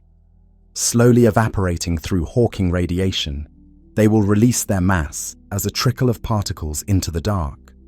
The largest will take a Google years to fade, a number with 100 zeros. And when the last one disappears, there will be nothing left that shines. No matter, no motion, no heat. Only particles spread so thin they may never touch again. This is the heat death, not fire, but stillness. Entropy maximized. A universe where everything has happened and nothing remains to happen. No gradients, no energy to harness, no change. It is a state not of destruction, but of final equilibrium. It is the end of all stories told in matter and time. And yet, some theorize this may not be the final end, that quantum fluctuations may create new universes, bubbles of order in the sea of stillness. Some may grow, inflate, ignite into new spacetimes with their own physical laws. Perhaps ours was born this way. Perhaps the multiverse is real, an endless fractal of beginnings, each unaware of the others, each infinite in its own right. Some suggest our universe may be a simulation, not a metaphor, but literal code, running on a substrate we cannot perceive. That everything we know, stars, planets, consciousness, is emergent behavior within a deeper reality. The simulation hypothesis posits that advanced civilizations could create entire worlds indistinguishable from base reality. And if they could, they likely would. And if they would, we may be inside one now. But even if that is true, it changes nothing. The stars still burn, the void still stretches, the questions still matter. Whether written in carbon or code, we are here, experiencing, wondering, becoming. Consciousness, the strangest force in the universe, may be its most powerful. It can't be weighed, it can't be seen, yet it shapes civilizations, tells stories, asks questions, feels awe. From the structure of neurons to the fabric of space-time, we are finding connections. The brain and the cosmos, both networks, both pulsing with information.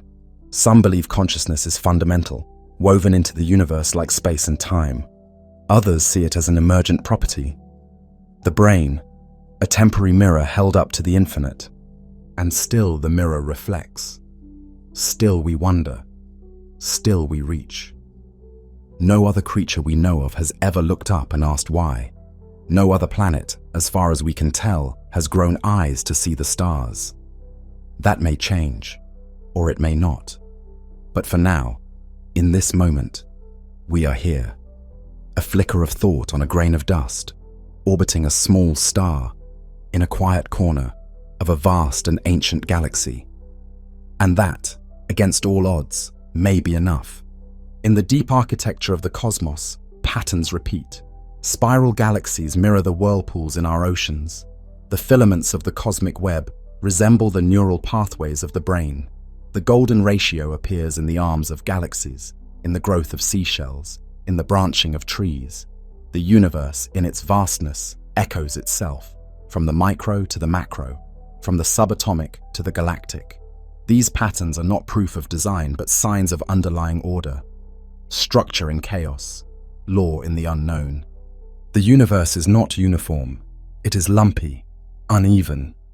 Galaxies clump together in webs, connected by filaments of dark matter, separated by vast voids where almost nothing exists. These cosmic voids are hundreds of millions of light years across, expanses so empty that a single galaxy passing through would be like a grain of sand in the Pacific Ocean. And yet, even here, gravity whispers. Even here, expansion continues.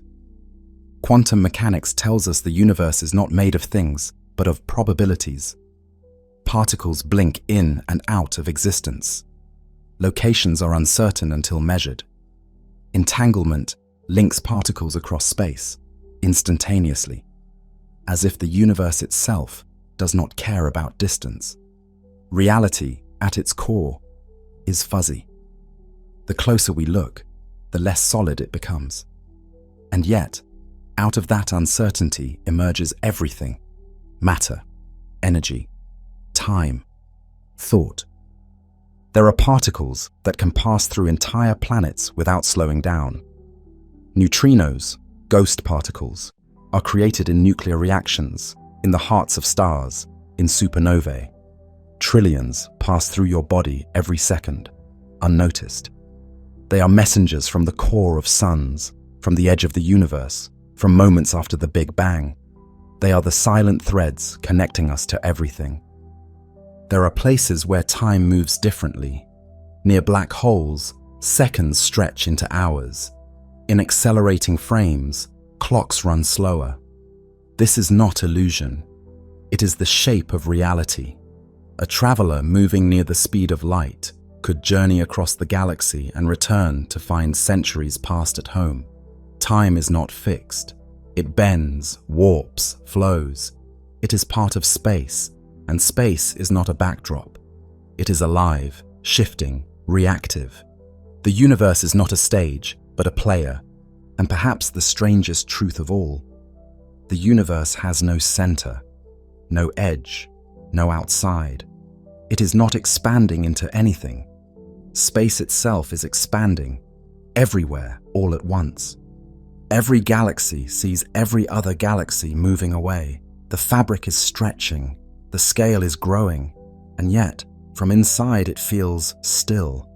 Motion without movement, infinity without direction. The laws of physics are not merely descriptions. They are constraints, but also keys. They allow life to emerge, stars to burn, atoms to bond, minds to think. And they are, as far as we know, the same everywhere. The same on Earth as in galaxies 10 billion light-years away. This uniformity suggests a common origin, a singular birth, a moment when all things began, hot, dense, bright, and then expanded, cooled, evolved. And yet, even now, the universe is not done becoming. Stars are still born, galaxies still collide, planets still form. Somewhere, right now, a world is cooling from fire into stone. Somewhere, right now, life may be waking up for the first time, crawling from the sea, gazing at its own sun, wondering. Somewhere, right now, a civilization may be transmitting its first signal. Somewhere, right now, we may be the signal they're hearing. Because this is not just a story of stars. It is a story of time, of emergence, of consciousness finding itself in the mirror of space. The universe does not explain us. We explain the universe, and in doing so, we give it meaning. The universe is not static. It is not a finished canvas, but a work still in progress. A slow, unfolding act of creation, playing out on a timescale so vast we can only catch fragments. In every supernova, in every merging galaxy, in every newborn star, the story continues. It is a cosmos in motion, not drifting aimlessly, but evolving, shaped by laws we barely understand, into forms we can barely imagine.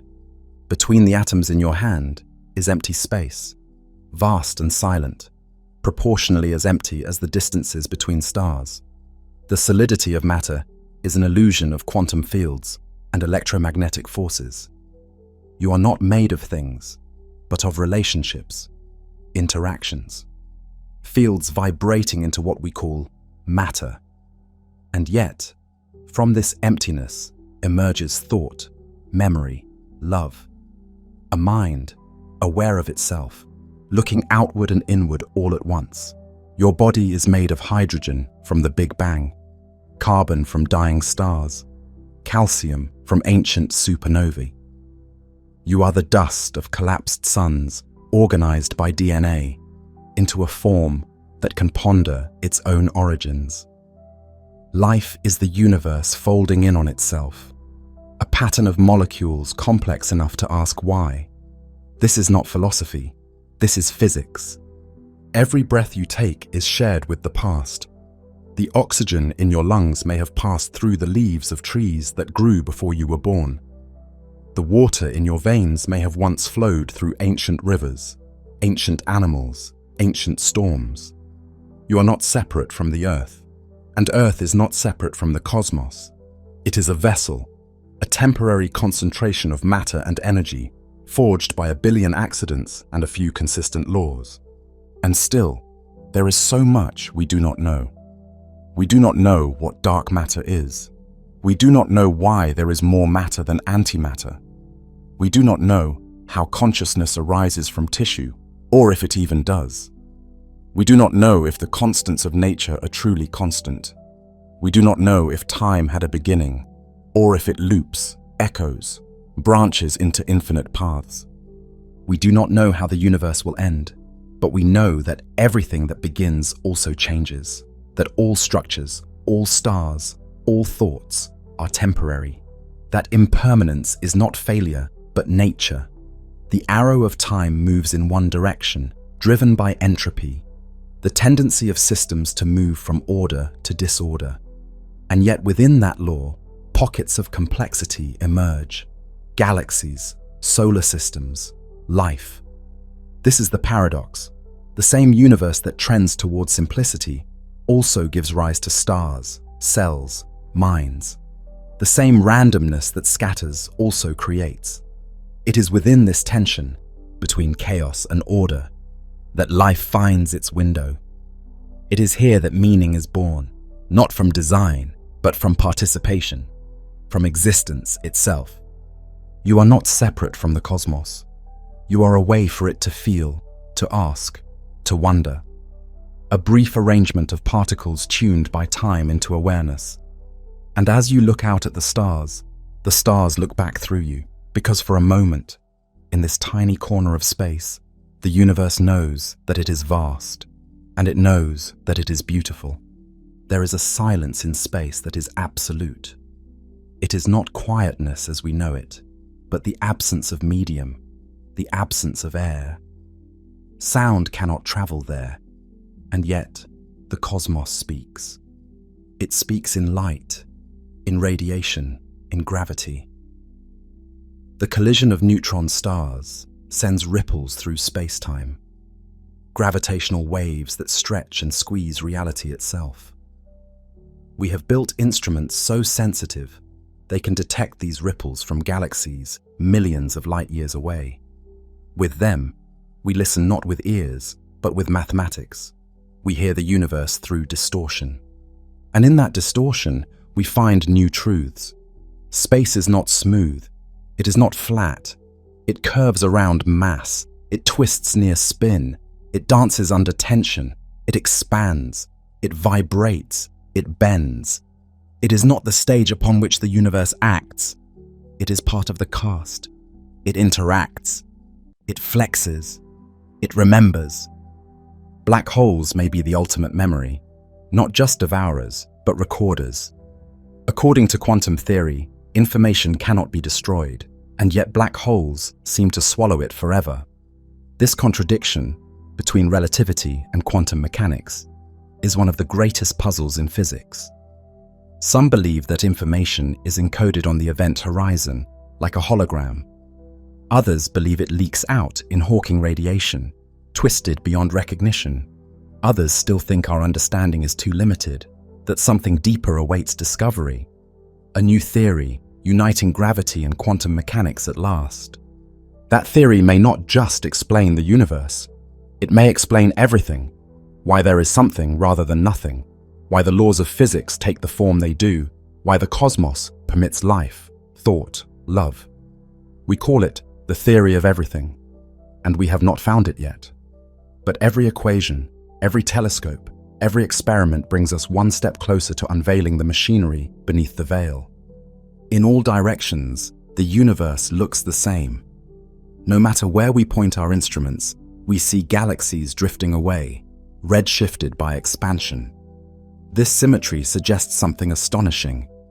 There is no preferred place, no center, no edge. Every point in space sees the same outward motion. We are not in a special location. We are not above or below. We are not central. We are simply within, embedded, carried by the flow. And yet, for all its indifference, the universe has given rise to meaning. Not absolute, not universal, but emergent. Meaning is not written into the stars, it is written into minds. It is what arises when consciousness collides with time. We invent it. We suffer for it. We live by it. And in doing so, we become something greater than matter. We become participants in the unfolding of a reality that did not ask for us, but allowed us anyway. The universe does not owe us comfort.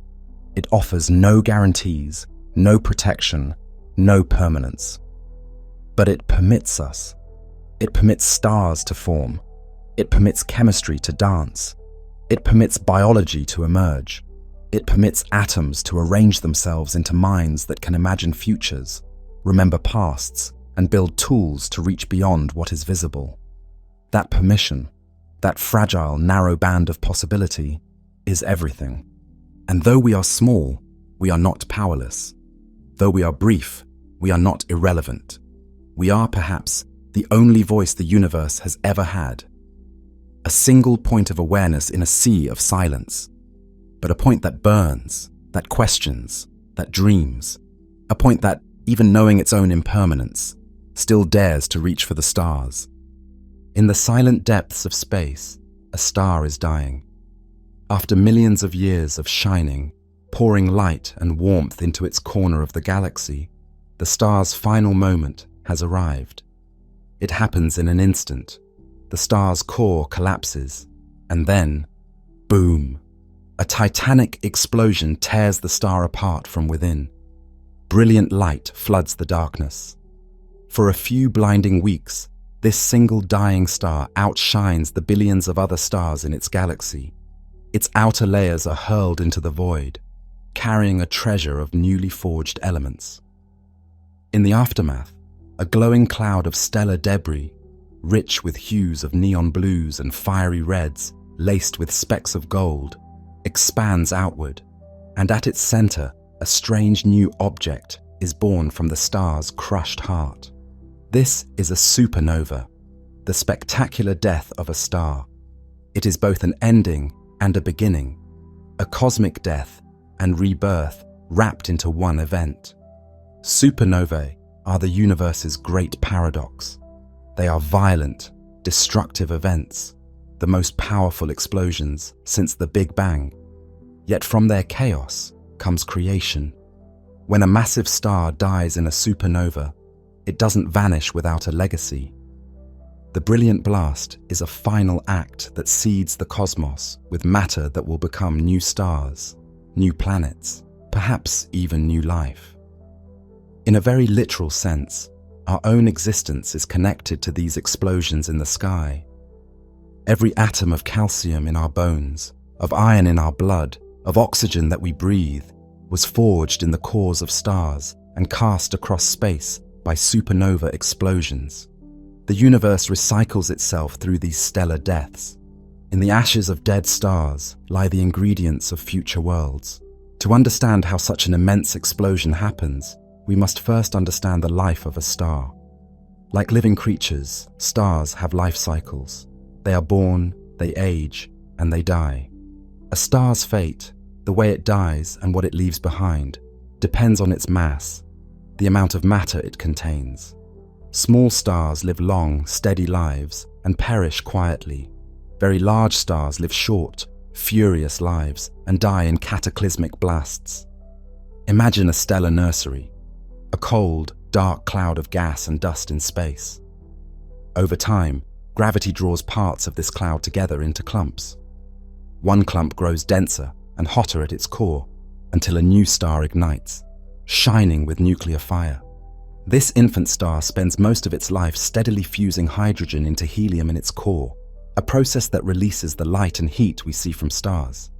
For a star of modest size, like our Sun, this phase lasts billions of years. Eventually, the star depletes the hydrogen at its center. No longer able to produce the same energy, the core begins to contract under gravity. The star's internal furnace seeks new fuel. It raises the core temperature until helium, the ash of the previous stage, can fuse into carbon and oxygen. The star's outer layers swell enormously and cool as this happens, and the star becomes a red giant, hundreds of times larger than before. Our Sun will follow this gentle path. About 5 billion years from now, it will expand into a red giant, likely swallowing Mercury and Venus and turning Earth into a scorched ember. The Sun's light will turn bloody red, and its size will loom vast in the sky. But the Sun is not destined to explode as a supernova. It simply isn't massive enough. After it has fused helium into carbon and oxygen, it will shed its outer layers into space, creating a glowing planetary nebula, a shell of colorful gas expanding away into the darkness. Ultimately, the Sun's core will be left behind as a small, hot, white dwarf about the size of Earth. It will glow faintly with residual heat for billions of years, slowly cooling and dimming. That will be the Sun's quiet end, a final cosmic whisper rather than a shout. But for stars significantly more massive than the Sun, the story plays out quite differently. A star, perhaps 10 or 20 times the Sun's mass, lives fast and dies young. These massive stars burn through their nuclear fuel at a prodigious rate. Live fast, die young could describe them.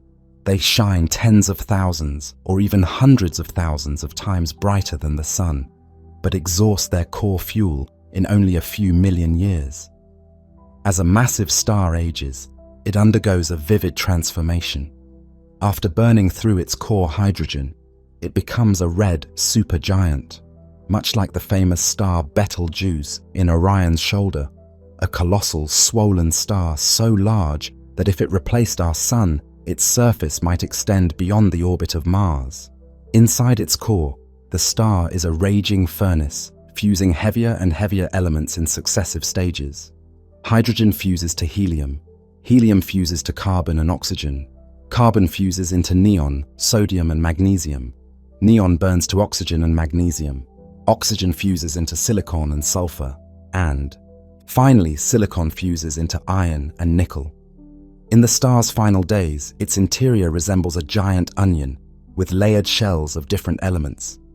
Each shell the burning ash of the previous fuel, nested one inside another. Then the star reaches a fatal threshold, iron. When iron accumulates in the core, the star has run out of road. Fusing iron doesn't release energy, it consumes energy. The mighty engine at the star's center, which for millions of years has fought against gravity by pumping out heat and pressure, suddenly falters. With no new energy to support it, the iron core is overwhelmed by the star's immense weight. In a fraction of a second, the core implodes. The inner core, once perhaps the size of Earth, collapses to something only a dozen kilometers across. At the immense densities achieved, protons and electrons in the core smash together and merge into neutrons. The core, now essentially a ball of neutrons, is as dense as an atomic nucleus. The collapse is so violent that temperatures spike to billions of degrees. A flood of neutrinos, ghost-like subatomic particles, pours out of the core, carrying away a tremendous amount of energy. For a moment, it seems as if the entire star might simply disappear into itself. But when the core's collapse is finally halted, something extraordinary happens. The imploding core bounces outward, sending a shockwave racing back up through the infalling layers of the star. Those trillions of neutrinos streaming out also deposit energy into the surrounding matter. Within milliseconds, the rebounding shockwave is energized and blasts outward through the star's layers. The star's outer regions, which have been rushing inward, now are violently blown outward at incredible speeds. The energy released is staggeringly large, comparable to the total energy the sun will radiate over its entire 10 billion-year lifetime, unleashed in a single burst lasting only a few seconds. The star has become a supernova. If you could stand on a hypothetical planet orbiting such a star, the experience would defy imagination. In the days leading up to the explosion, you might see your sun swelling into a red giant, its color deepening to a dusky crimson, its light fading and flickering as it sheds its outer layers.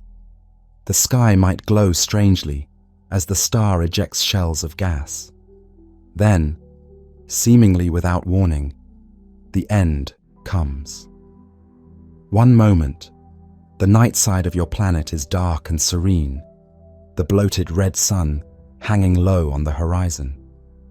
The next moment, a blinding flash ignites the sky, as if 1,000 full moons have risen at once. The star erupts with ferocity unimaginable, outshining entire constellations.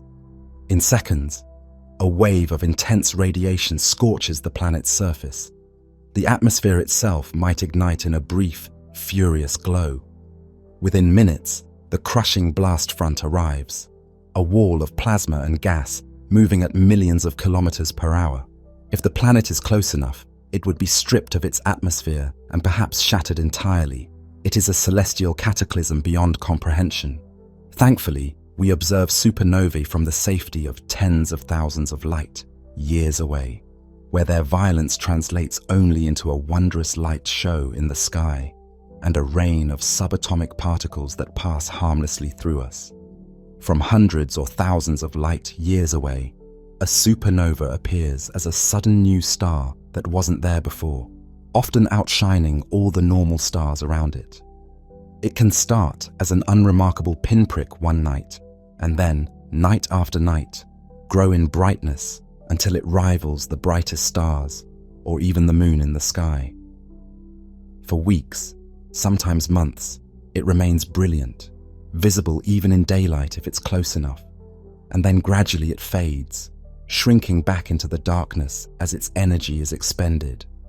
Eventually, it disappears from casual view entirely, leaving behind only the expanding cloud of debris visible to telescopes, and, at the center, a strange new stellar remnant marking the place where the star's heart was. Not all supernovae, however, come from the core, collapse of a massive star. There is another pathway to these cosmic explosions, one that involves a kind of star that has already died once. When a star like the Sun dies, as we said, it leaves behind a dense core called a white dwarf. A white dwarf is extremely dense. Imagine packing the Sun's mass into a sphere the size of the Earth, and it's made mostly of carbon and oxygen, the ash of the Sun's core fusion. Normally, a white dwarf simply cools and fades over eternity, but in a close binary star system, a white dwarf can get a second chance at a dramatic exit. If the white dwarf orbits a companion star, the white dwarf's intense gravity may begin stealing gas from its partner, siphoning matter onto itself. Over time, the white dwarf grows heavier. As it gains mass, it grows more and more compressed, and its core temperature climbs. If the white dwarf approaches about 1.4 times the mass of our Sun, the pressure and temperature at its center becomes so high that carbon fusion ignites explosively throughout the star all at once. The white dwarf, in effect, becomes a gigantic nuclear bomb. In a fraction of a second, a thermonuclear chain reaction races through the dwarf star's carbon and oxygen interior, unleashing an atomic inferno that blasts the white dwarf to bits. The star is completely destroyed in a furious thermonuclear supernova.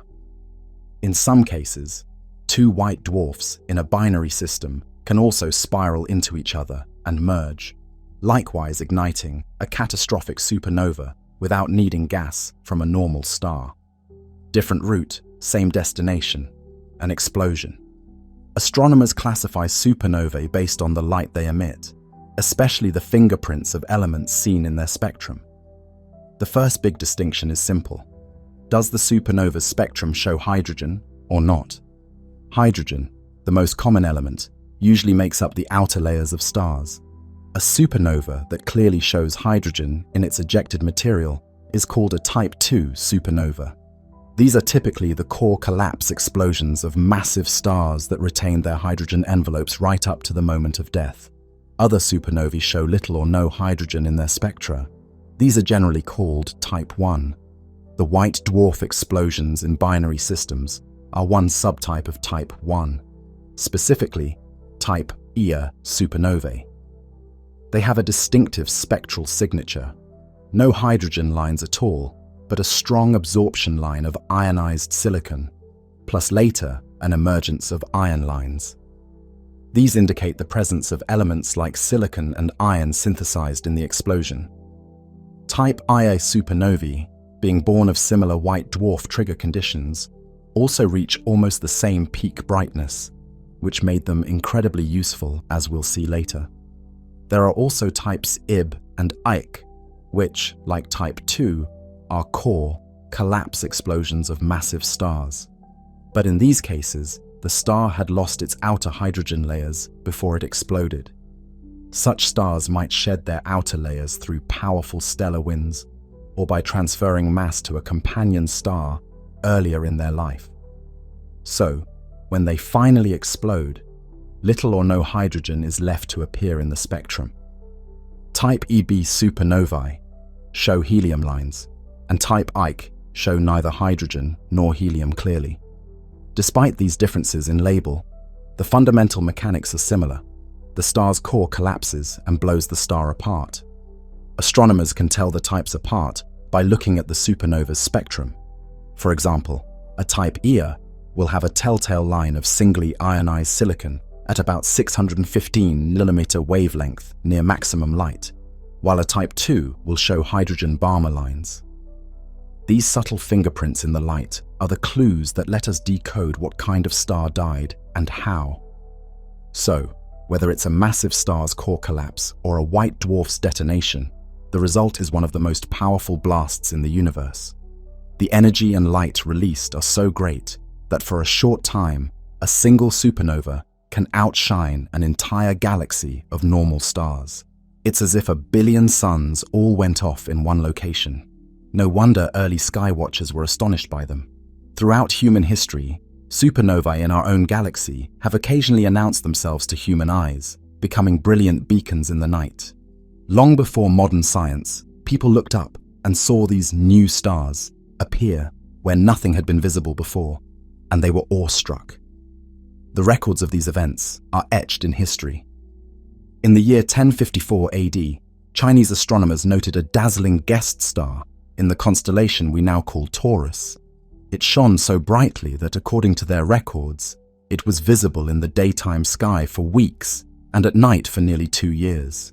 We can imagine an imperial astronomer in 1054, waking before dawn, climbing to his observation platform on the city wall, and rubbing his eyes in disbelief at a brilliant new star near the red hue of Aldebaran. This guest star, as they called it, would have been an object of both scientific curiosity and perhaps portent. Dutifully, he records its position and brightness on a scroll for the emperor's archive, perhaps wondering what heavenly omen this might signify. Chinese court astronomers were meticulous. Night after night, they tracked the guest star's dwindling brightness until it faded from sight nearly 2 years later. That guest star of 1054 eventually faded from human view, but it left a permanent mark on the sky. Today, modern telescopes reveal at its location the Crab Nebula, a sprawling, tangled cloud of gas and dust, expanding outward. Those filaments and tendrils are the remains of the star that exploded, still racing outward at thousands of kilometers per second. And at the heart of the Crab Nebula lies a tiny, incredibly dense neutron star, the pulsar we mentioned, rotating about 30 times a second. It is the leftover core of the star that blew itself apart in 1054. Of course, the astronomers of the Song dynasty could not have known about neutron stars or nebulae, but they knew the event was extraordinary. Their careful documentation allows us, centuries later, to connect the Crab Nebula to the 1054 supernova.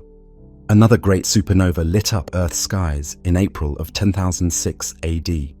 By all accounts, it was likely the brightest stellar event ever recorded by humans. Observers from East Asia to the Middle East and Europe noted its appearance. In China, records say it was as bright as the planet Venus, and in some places it was even visible in daylight. In Japan, chronicles describe it as a dazzling guest star. In the Middle East, the Egyptian Arab astronomer Ali ibn Ridwan wrote that the spectacle in 1006 was a third the brightness of the moon and cast shadows on the ground at night. Imagine that. Walking at night by the light of an exploding star, people didn't know what to make of it. Some thought it a mighty omen, others simply a marvel. We now identify this event as SN 1006, and its faint glowing remnant has been found about 7,200 light years away, near the constellation Lupus. Evidence suggests SN 1006 was likely a Type Ia supernova, a white dwarf explosion, given the lack of a neutron star remnant and the composition of the debris. It's humbling to realize that what was probably the obliteration of a small dead star could produce a light visible across an entire hemisphere of Earth.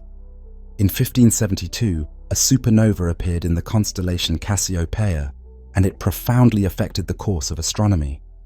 The Danish nobleman Tycho Brahe, one of the most meticulous sky observers of his era, was astonished to see a brilliant new star where no star had been before. It outshone even Venus. Tycho later wrote that no poet could ever capture how beautiful and bright this new star was. He called it Nova Stella, the new star. Tycho diligently measured its position night after night against the background of fixed stars, and found, critically, that it exhibited no parallax, meaning it was not a nearby object in our atmosphere, but far beyond the moon, among the stars.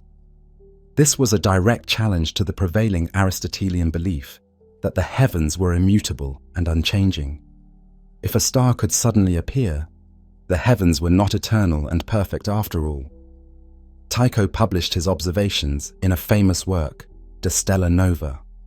His discovery sparked widespread discussion in scholarly circles across Europe. Today, we call this event Tycho's supernova. More than 4 centuries later, modern telescopes have captured an expanding bubble of debris at the spot in Cassiopeia where Tycho's star was, an object now known as Tycho's supernova remnant. It's an almost spherical shell of gas, glowing in X-rays. From its characteristics, we infer that Tycho's supernova was likely a Type Ia supernova as well. Tycho had witnessed the self-destruction of a white dwarf star from 10,000 light years away, without knowing it. What he did know is encapsulated in his own words. "I have watched a new star, not seen before in any age, break out and subsequently disappear." The heavens could change.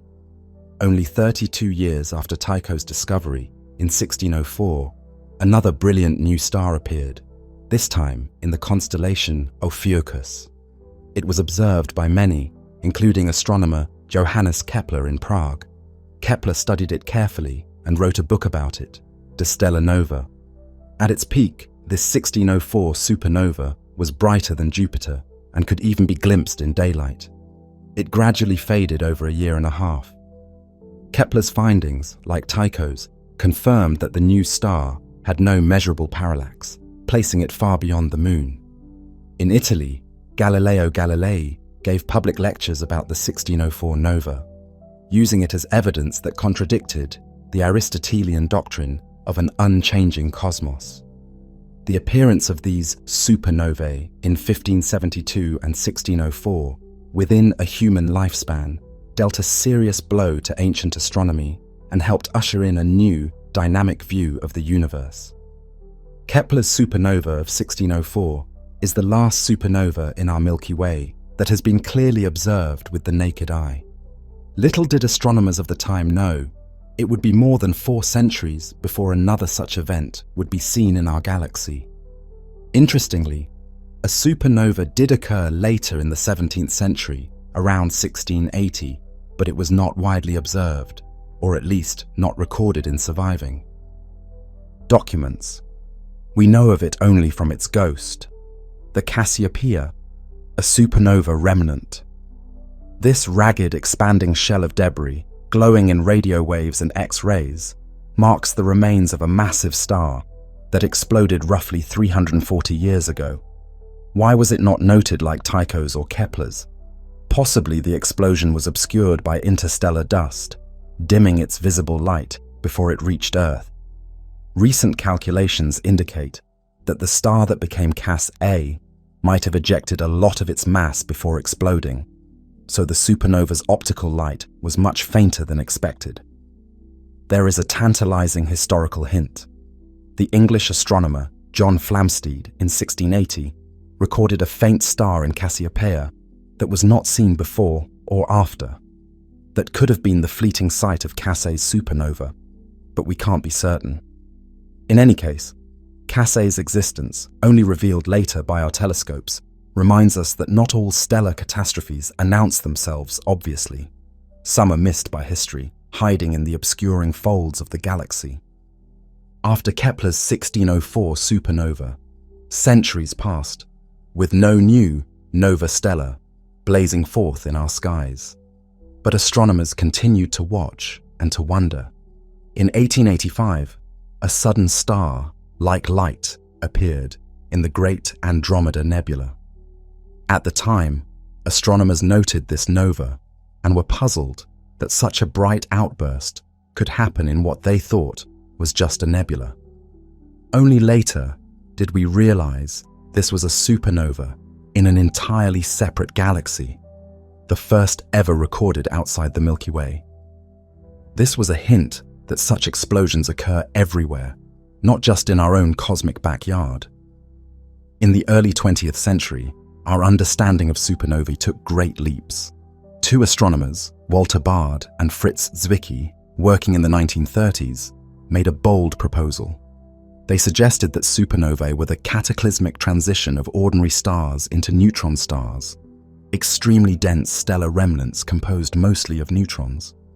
In 1934, barely 2 years after the neutron particle had been discovered in physics experiments, Baade and Zwicky coined the term supernova to distinguish these titanic stellar explosions from the more common, far less powerful novae. They hypothesized that the tremendous energy of a supernova could be explained by the gravitational collapse of a star's core, compressing electrons and protons into neutrons. In their vision, the star's outer layers would be violently ejected and the core would remain as a neutron star. This hypothesis was revolutionary, essentially science fiction to their colleagues at the time. They also speculated that supernovae could be sources of cosmic rays, and that these explosions fundamentally influence galactic ecology. For decades, these ideas remained unproven theory. But bit by bit, evidence accumulated. By the 1940s, astronomer Rudolf Minkowski had studied the spectra of supernovae in other galaxies and noticed the differences that led to the classification into Type 1 and Type 2. That was a clue that there were different causes. In 1964, a young astronomer named Antoni Przybylski even suggested that the Crab Nebula's central star might be a spinning neutron star, though this wasn't confirmed until a bit later. Then, in 1967, the first pulsar was discovered by Jocelyn Bell Burnell. Pulsars were quickly identified as rapidly spinning neutron stars emitting lighthouse-like beams of radiation. In early 1968, scientists recognized that a known pulsar in the Crab Nebula was located exactly where the 1054 supernova had been seen. and its characteristics matched what a neutron star would be. This was the smoking gun that Bard and Zwicky had been right.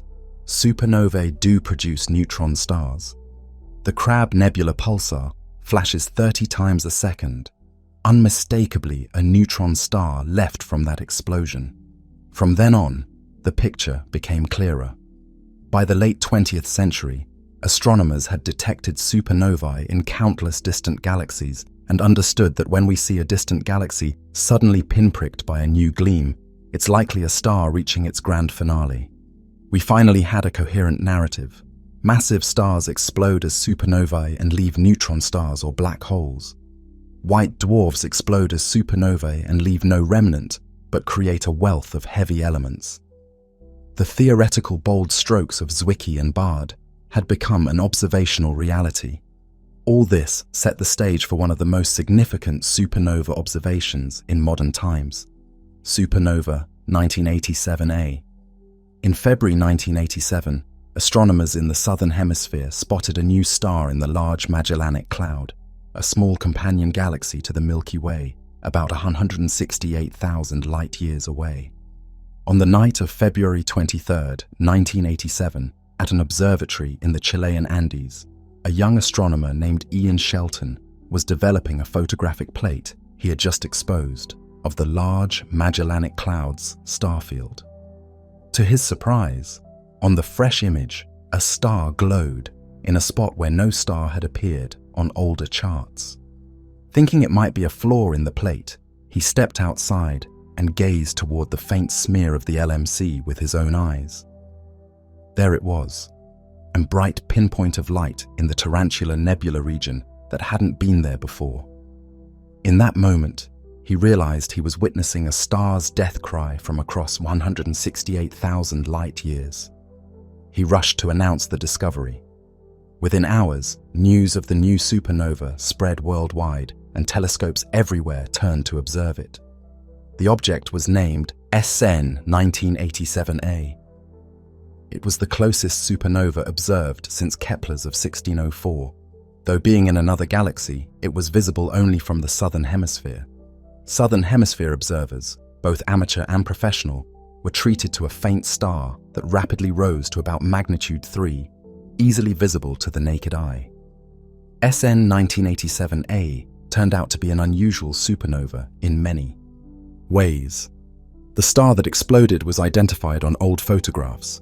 It was a blue supergiant star, about 20 times the mass of the Sun. This was unexpected, as theory had predicted red supergiants as supernova progenitors. It suggested the star had an interesting evolutionary history. The supernova's brightness peaked and then decayed over months, as expected. But what truly electrified the scientific community was an invisible signal that accompanied the explosion: neutrinos. About 2 hours before the first light from SN 1987A reached Earth, detectors deep underground in Japan, the United States, and the USSR picked up a flurry of neutrinos, nearly 24 in total across the detectors. These ghostly particles had been emitted from the collapsing core of the star, and, unlike photons, they escaped unimpeded and raced out ahead of the light. It was the first time humans detected neutrinos from beyond our solar system, and it was direct evidence of the core collapse mechanism.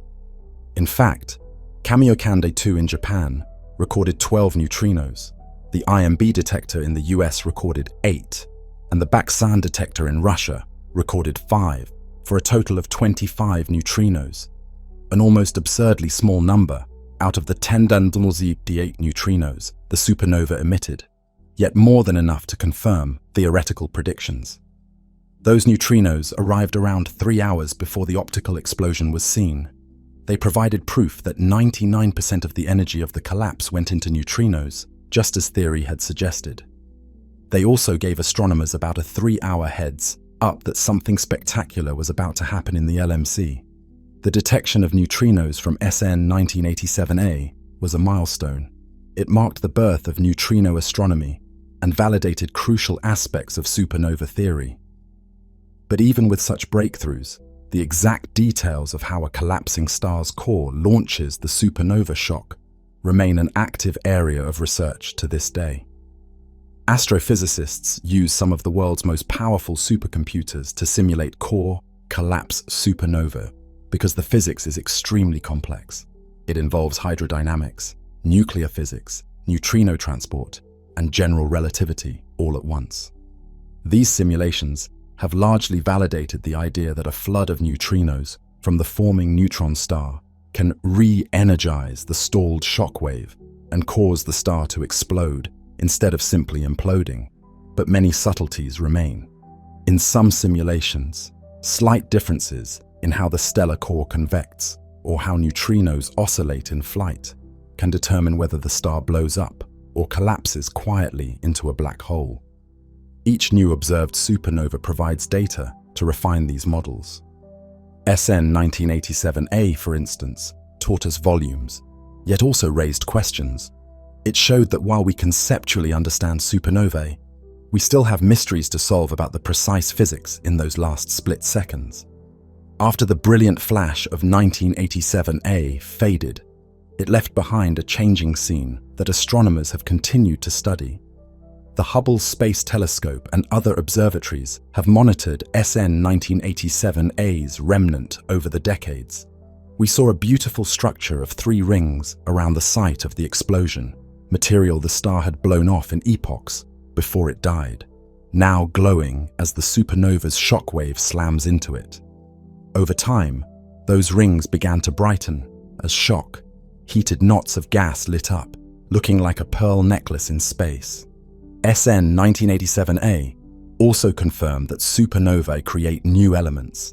As its debris cooled, astronomers detected the spectral signature of freshly synthesized radioactive cobalt (SEC), produced from the decay of nickel that was forged in the blast. This matched predictions that a Type II supernova would create about 0.07 solar masses of nickel (SEC). Indeed, SN 1987A made roughly the equivalent of 20,000 Earth masses of iron in one go, along with abundant oxygen, sulfur, and other elements. Talk about cosmic alchemy. Even now, a faint glow persists at the supernova's location, a mix of radioactive embers and shock-heated gas. Astronomers strongly suspect a neutron star was born in SN 1987A, but initially, we couldn't see it due to dense dust in the core. Hints of a hot compact object have emerged in the last few years with improved observations. It's likely hiding, still too shrouded to detect directly. If and when it's confirmed, SN 1987A will have given us the full story. Star to supernova to neutron star, observed almost from start to finish. From ancient skywatchers to modern astronomers, supernovae have evoked awe and curiosity. But beyond their visual drama and historical significance, they play a central role in the cosmic ecosystem. These explosions are key to understanding how the universe manufactures the elements that make up planets and people. This process, creating new atomic nuclei out of lighter ones, is called nucleosynthesis. While steady fusion in stellar cores creates elements up to iron over millions or billions of years, supernovae create the heavier elements in mere seconds. They are nature's factories for the elements heavier than iron through processes that occur during the explosion. Inside a core, collapse supernova, when the core implodes and then launches the shock outward, conditions become extreme. Temperatures of billions of degrees and densities trillions of times denser than lead cause an avalanche of nuclear reactions. One of the most important is the IR process, the rapid neutron capture process. In the turmoil of the exploding star, atomic nuclei are bombarded by an enormous flux of free neutrons. Nuclei that would normally be stable quickly absorb neutrons and become very heavy unstable isotopes. These then undergo radioactive decays to form stable elements heavier than iron. In mere seconds, elements like silver, tin, iodine, xenon, gold, platinum, uranium, elements that cannot be produced in the normal life of a star, are synthesized in the heart of the explosion. A core, collapse supernova, is like a gigantic atom smasher, forging the heaviest elements on the periodic table. Meanwhile, the shockwave also drives fusion in the outer shells of the star as it plows through them. This shock nucleosynthesis creates large amounts of intermediate weight elements: silicon, sulfur, argon, calcium, and nickel. Type Ia supernovae contribute as well. In the explosion of a white dwarf, essentially the entire star undergoes uncontrolled fusion. Carbon and oxygen fuse into elements like magnesium, neon, and mostly nickel. Type Ia supernovae are prolific producers of iron and nickel in the universe. Those white dwarf bombs are the primary source of the iron, group elements that exist in galaxies. The upshot of all this, supernovae of both types are responsible for most of the elements heavier than helium in the universe. When the universe began, after the Big Bang, it had mostly hydrogen and helium. The rest of the periodic table, from carbon and oxygen to iron, gold, lead, and uranium, would be built later in stars. But many of those elements required the unique conditions of a supernova to form. Every supernova is a chemical foundry, forging elements and then blasting them out into space. A single supernova can manufacture an astounding amount of heavy material. For instance, calculations suggest a typical Type II supernova might create around half the mass of our Sun in heavy elements and eject them. That could include tens of thousands of Earth masses worth of oxygen, iron, and other crucial ingredients. These newly minted atoms are flung into interstellar space, carried on the expanding blast wave. But the story doesn't end with the creation of these elements. It continues with their dispersal and recycling. The glowing, expanding cloud of debris from the supernova, now called a supernova remnant, spreads out into the surrounding interstellar medium. Over years, decades, and centuries, we can track these remnants as they grow. They become beautiful to our telescopes. The Crab Nebula's spiderweb of filaments, illuminated by an inner blue glow from the pulsar wind, or the Veil Nebula in Cygnus, draped across the sky like delicate gossamer ribbons, or Tycho's remnant as an X-ray, emitting sphere like a subtle cosmic bubble. These expanding shock fronts don't just light up the sky, they also serve as gigantic particle accelerators. As the shockwave plows through space, it can boost charged particles, protons and atomic nuclei, to nearly the speed of light. In other words, supernova remnants are factories for cosmic rays, the high-energy subatomic particles that rain down on Earth from all directions. For decades, scientists suspected that supernovae were the source of most galactic cosmic rays, but it was hard to prove.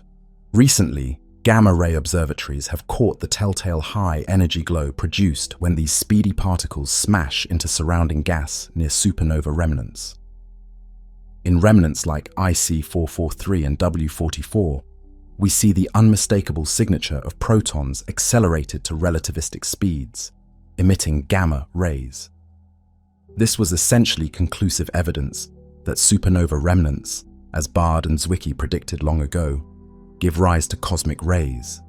Thus, a supernova remnant not only glows brightly, it invisibly floods the galaxy with cosmic rays, seeding high-energy particles that will eventually reach Earth and pepper our atmosphere.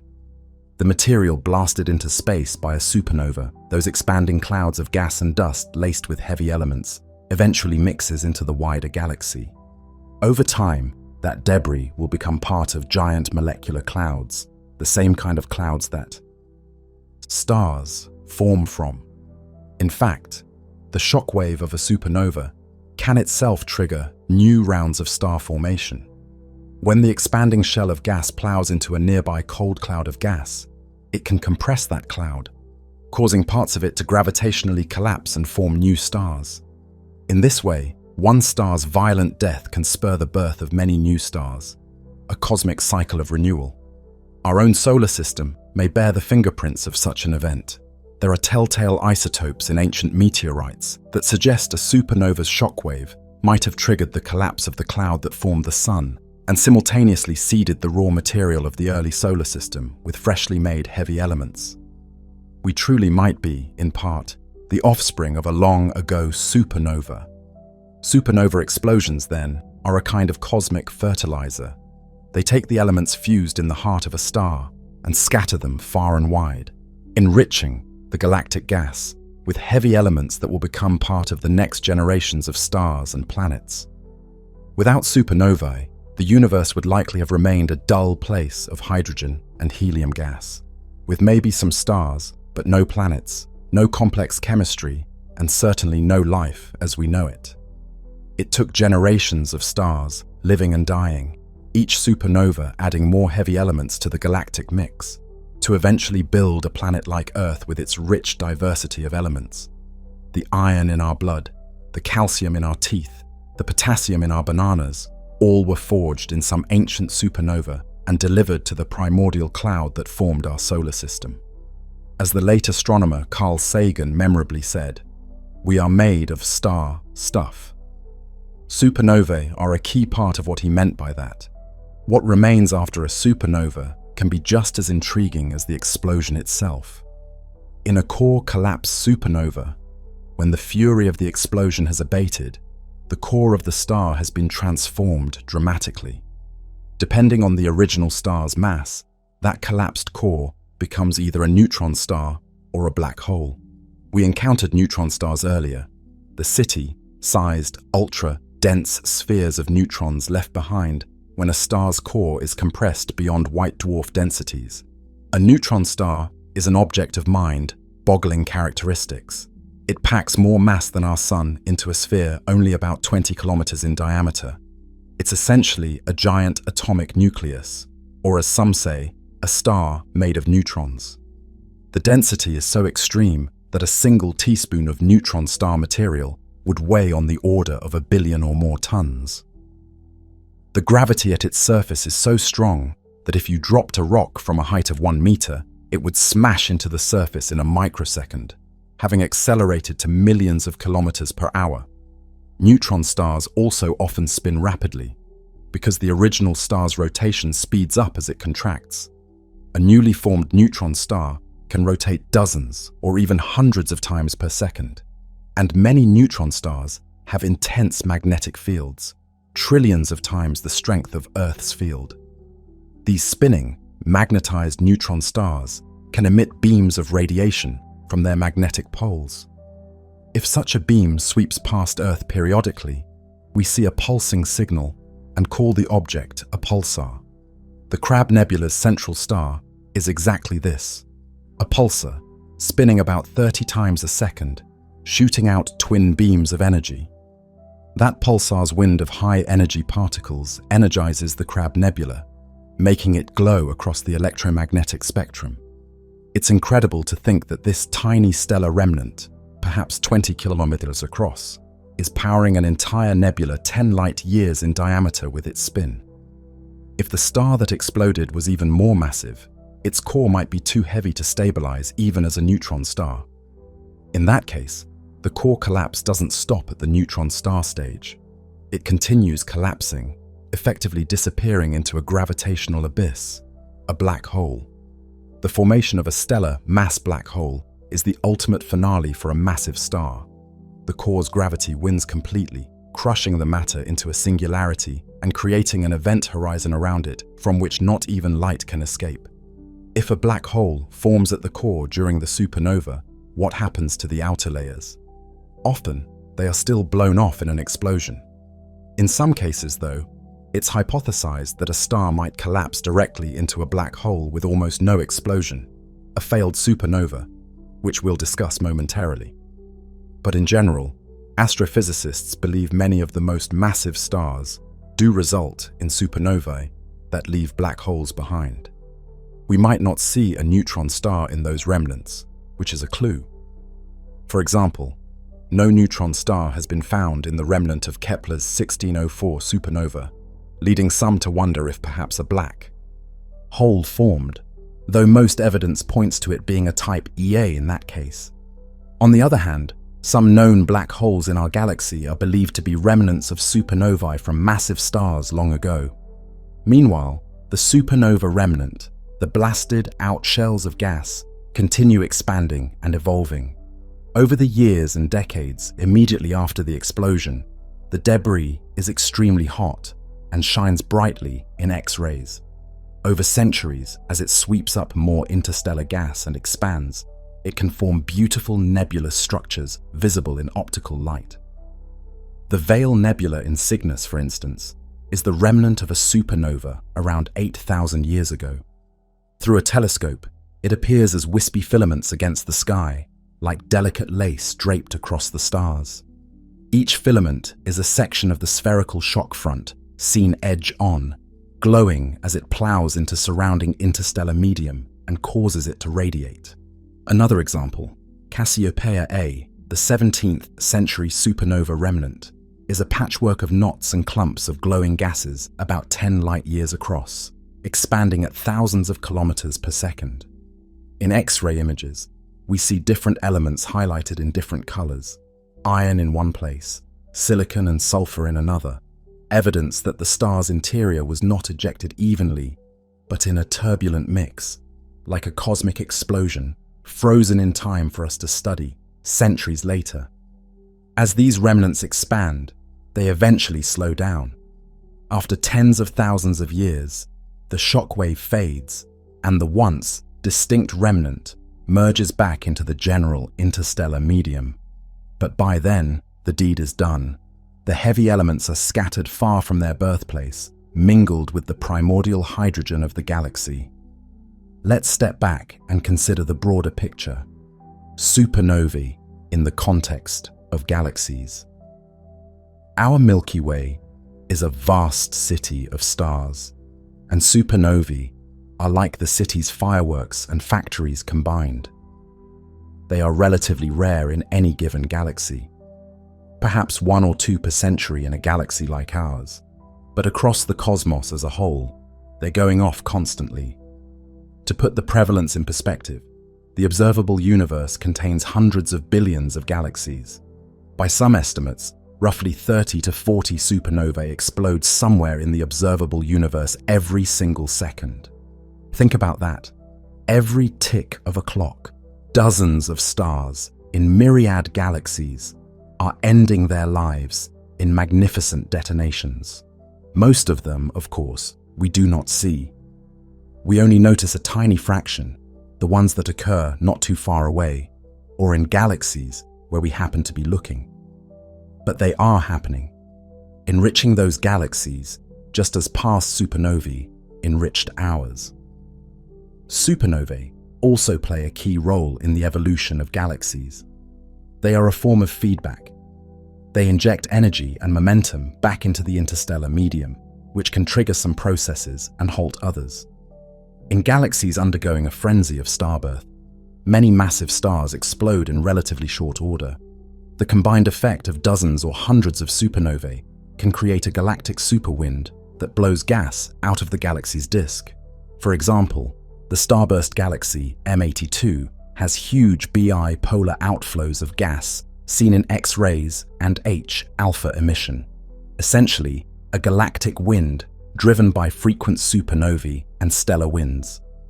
These outflows carry newly made heavy elements out into the galaxy's halo and even into intergalactic space, spreading the enrichment beyond the confines of the galaxy itself. Over the lifetime of a galaxy, supernovae gradually increase the metallicity of the gas. Young galaxies early in the universe had few heavy elements. After generations of stars and supernovae, modern galaxies like the Milky Way have gas enriched with a few % of heavy elements. This has profound consequences. It's this enriched gas that forms planets. Without countless supernovae enriching the Milky Way over billions of years, our solar nebula might not have had enough heavy elements to form Earth or life. Now, not all star deaths lead to a dazzling explosion. Sometimes, nature is furtive. Astronomers have found evidence that some massive stars don't produce a classic supernova at all when they die. They implode and form a black hole quietly, a so-called failed supernova. How do we know? A few years ago, an ambitious survey monitored a large number of relatively nearby galaxies, looking for stars that vanish. Indeed, at least one case turned up. A red supergiant star in galaxy NGC 6946 was observed to brighten a bit, as if beginning to explode in 2009, and then it faded away forever. No supernova burst occurred. When astronomers pointed Hubble and Spitzer telescopes at its location, they found no star, just maybe a faint infrared source from some leftover dust. It appears that star simply collapsed into a black hole with only a whimper of light. This object, humorously nicknamed N6946 is likely a direct collapse black hole formation. The term massive fail has been used. The star failed to go supernova, and it might not be alone. Analysis suggests that perhaps 30% of the most massive stars could end their lives this way. They give off a brief flash or a faint fizzle, then wink out. It's a chilling thought. A giant star could collapse into a black hole, and an outside observer might only see a brief, sub-luminous glow or nothing at all. The mighty engine of neutrinos and shock might sputter out in some cases. We think this happens when a star's core is so massive that even neutrino energy isn't enough to reverse the collapse. The core just keeps collapsing, sucking in the infalling material. The outer layers might fall in after it, or some fraction might get blown off in a last gasp that's far weaker than a typical supernova. The result? A star vanishes, and a new black hole quietly takes its place. Astronomers are actively searching for more examples of failed supernovae by scanning galaxies for stars that were there and then not. It's a needle in a haystack challenge, but the case of N6946 has shown it's possible. These silent deaths are a fascinating counterpart to the flamboyant supernovae. They remind us that not every stellar death is a firework. Some are a hushed curtain. Fall. Let us return to the spectacular ones, because they have proven immensely useful to us in another, quite unexpected way. Measuring the universe. Type Ia supernovae, the white dwarf explosions, have a special property. They reach almost the same peak luminosity every time because the physics of their explosion is thought to be pretty uniform. They can be calibrated as standard candles. This is incredibly useful in astronomy. If you know the true luminosity of an object, you can determine its distance by comparing how bright it looks to how bright it truly is, because light fades with the square of the distance. Type Ia supernovae, after some calibration, serve as cosmic yardsticks. They're so luminous that they can be seen in very distant galaxies, billions of light years away. In the 1990s, two international teams of astronomers, one led by Saul Perlmutter and another by Brian Schmidt and Adam Rees, set out to use Type Ia supernovae to measure the expansion rate of the universe. They observed dozens of Type Ia supernovae in distant galaxies. They figured they could measure how the expansion of the universe has changed over time by seeing how distant supernovae's brightness versus redshift compared to nearby ones.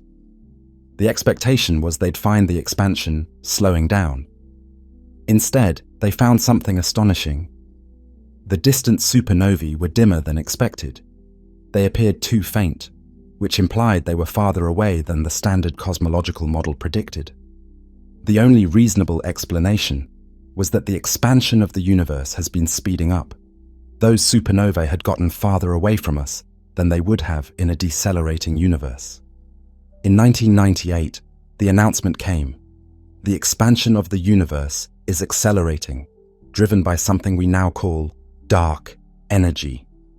It was a discovery that shocked the scientific world and earned the 2011 Nobel Prize in Physics for Perlmutter, Schmidt, and Rees. And it was based fundamentally on the observation of distant dying stars, Type Ia supernovae, as beacons across space and time. Thus, supernovae became tools for cosmology. By treating Type Ia supernovae as standard candles, astronomers have been able to map out the expansion history of the universe. We've learned that dark energy accounts for about 68% of the current energy content of the cosmos, causing space to expand faster and faster. Ongoing projects continue to use supernovae to refine our knowledge of dark energy's properties. It's amazing to think, A white dwarf's explosive death in a galaxy billions of light years away can encode information about the universe's fate. Today, we discover thousands of supernovae in other galaxies every year, thanks to automated sky surveys and dedicated telescopes scanning the heavens nightly. Supernovae have become so important that multiple surveys are essentially designed to catch these cosmic flashbulbs flickering on throughout the sky. Even as we observe these distant explosions, we keep a wary eye on our own cosmic neighborhood. What if a supernova happened next door? The vast majority of stars in our vicinity are not the kind to explode. But imagine, for instance, if Betelgeuse were to go supernova, would it pose a danger to Earth? Astronomers have calculated that a supernova would have to be uncomfortably close to cause us serious harm, and luckily no star that massive is that near. Betelgeuse, at over 600 light-years, is far enough that its explosion, though spectacular in our sky, would not fry our planet. But supernovae can still affect us indirectly from somewhat farther distances. Earth's geological and biological records may preserve faint whispers of past supernovae. For example, scientists found excess amounts of the isotope iron set in deep sea sediments, dated to around 2003 million years ago. Iron, 60, is radioactive, with a half-life of 2.6 million years, and it isn't produced on Earth naturally. The best explanation is that a supernova exploded within a few hundred light-years of Earth around that time, sprinkling the solar system with a dusting of iron. It likely wasn't close enough to cause a mass extinction, but it may have subtly affected Earth's atmosphere or climate. There's speculation that increased cosmic rays from such a supernova could have altered cloud formation or increased mutation rates by delivering extra radiation at Earth's surface. One research study even suggested that the muon radiation from a supernova, about 150 light-years away, would give every living organism the equivalent of a few CT scans of radiation per year for a few years. Not an immediate die-off, but enough to potentially raise cancer rates or induce genetic damage across many species. We suspect that over millions of years, Earth has been exposed to a few supernovae within a few hundred light-years. They might have left imprints. Some associate a minor extinction event 2.6 million years ago with a supernova-related cosmic ray influx, though it's not confirmed. It's a reminder that while supernovae create and enable life via elements, they can also, in proximity, pose hazards. Fortunately, such nearby blasts are rare, and none are expected in the near future.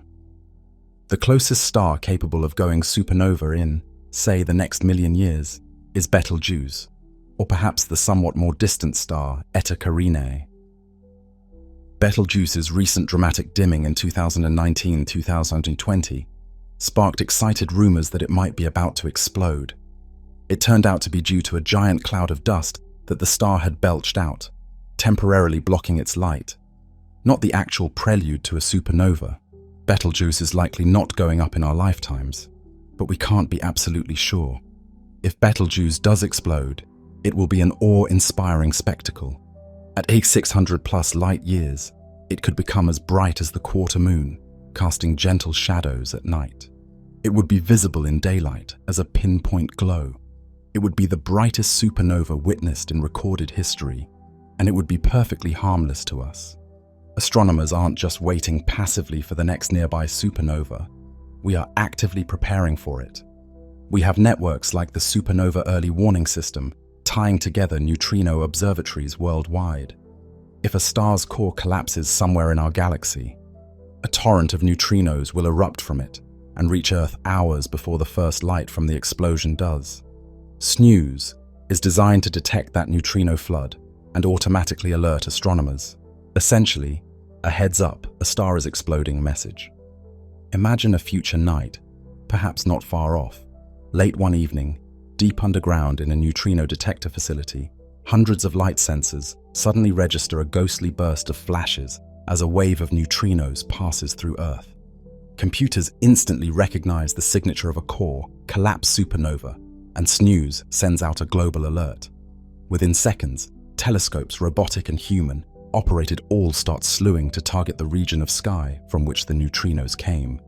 Observatories across the world are mobilized. An astronomer sitting at home gets a notification on her phone and rushes outside to look at the sky. And there it is, a new star, where yesterday there was none, shining in our galaxy. Perhaps it's near the center of the Milky Way, or maybe, thrillingly, it's in a clearer part of the sky and visible to the naked eye. Across the globe, people step out and stare upward, witnessing a once-in-a-lifetime sight. A brilliant new point of light, a supernova in our Milky Way. This scenario is entirely plausible, and with our early warning systems and modern instruments, we would capture the event in exquisite detail from the very start. It would be the first galactic supernova experience for humanity with technology in hand. We would scrutinize it in every wavelength. Radio telescopes catching the first whisper of the shock breakout. Optical telescopes recording the rise and fall of its light. X-ray and gamma-ray satellites detecting high-energy flashes, and neutrino and gravitational wave detectors feeling the ghostly vibrations of the core collapse. The amount of knowledge we'd gain is incalculable. It would be, scientifically, like observing the birth of a neutron star or black hole and the forging of elements in real time. And beyond the science, such an event would be deeply emotional for us as observers. For the first time in centuries, humanity would directly witness the death of a star in our home galaxy. It would be a stark reminder of our intimate connection to the cosmos. We would likely talk about it endlessly on news reports, social media, in schools and homes. Everyone, everywhere, looking up at this brilliant beacon in wonder. Ancient peoples might have feared or worshipped such a sight. We would investigate it with science, but also, no doubt, feel a primal awe. Now, let's not forget there are even more extreme explosions out there in the universe. Supernovae on steroids, so to speak. In the past 2 decades, astronomers have discovered a class of detonations called superluminous supernovae, which are 10 to 100 times more luminous than standard supernovae. These beasts defy some of the traditional limits of explosions. A superluminous supernova shines so brightly that ordinary supernova metrics struggle to explain it. For example, one of the brightest ever observed, SN 2006 GY, in 2006 outshone its entire host galaxy and radiated perhaps 100 times the light of a normal supernova. It's believed to have come from an exceptionally massive star undergoing a very exotic explosion. Superluminous supernovae seem to come in a couple of varieties. Some show hydrogen in their spectra, others do not. They likely have different underlying causes. One leading idea is that some are pair instability supernovae, explosions of extremely massive stars where the star is totally obliterated. In a pair instability supernova, the core of an ultra-massive star becomes so hot that high-energy gamma photons start converting into electron-positron pairs via Einstein's EXMC2. This drains pressure from the core, causing the core to partially collapse. The collapse ignites a runaway fusion of oxygen and silicon in the core that releases an enormous amount of energy, enough to blow the star completely apart. The star is utterly destroyed. No neutron star or black hole remains. It's a one-time, fatal explosion. Pair instability supernovae are thought to be incredibly luminous because they convert such a huge mass of the star into energy. SN 2007 BI is a candidate for such an event. However, these require stars of masses that are rare in the current universe. They might have been more common in the early universe when stars could form more massive with lower metal content. Another possibility for superluminous supernovae is a sort of power-up mechanism after the initial explosion. One hypothesis: the newborn neutron star left by the explosion might be a highly magnetized, rapidly spinning object, a magnetar.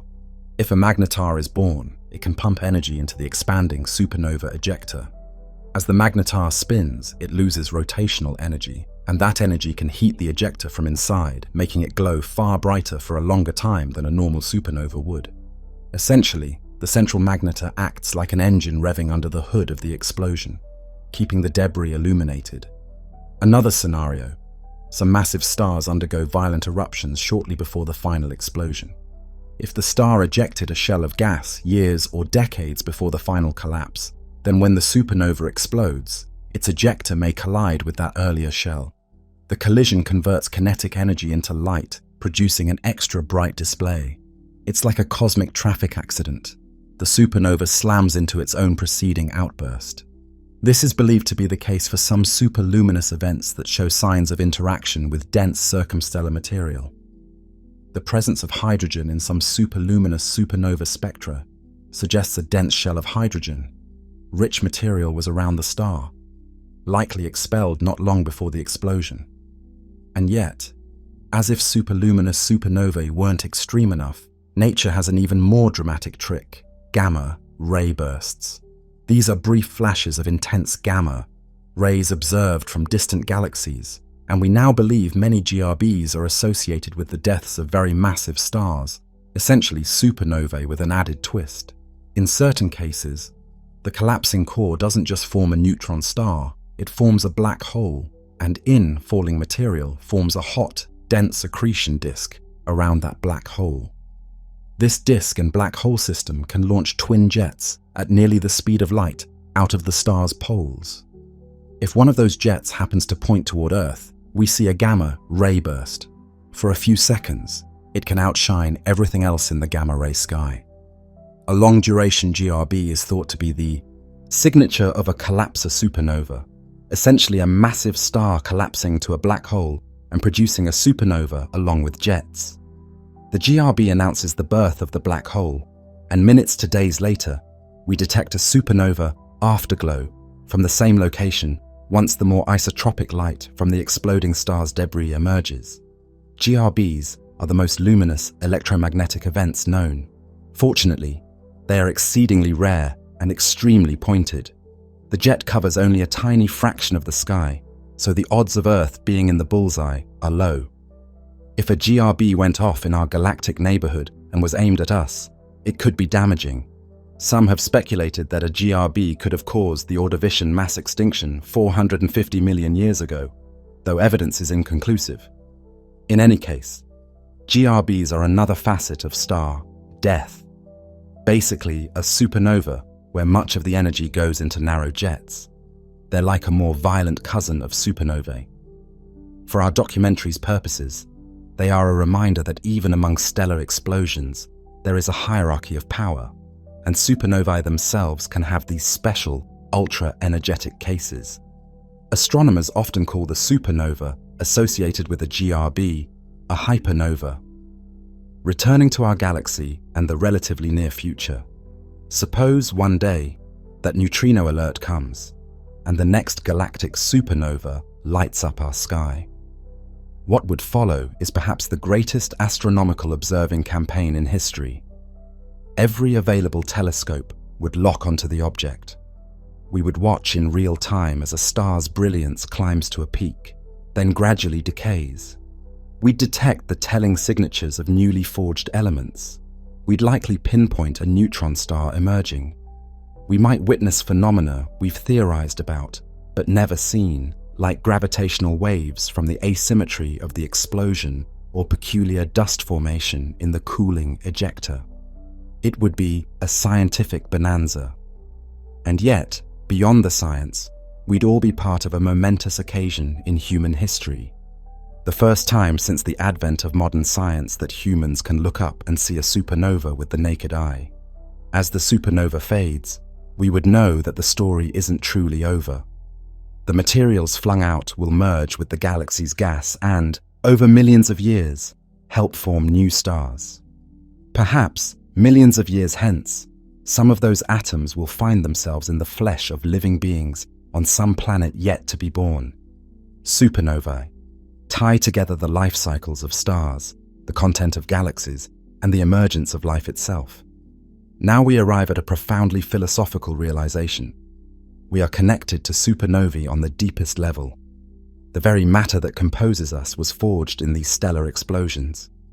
Every person you have ever known, every animal, every plant, every building, every drop of ocean, much of their substance was forged in a star's nuclear furnace and released by a supernova.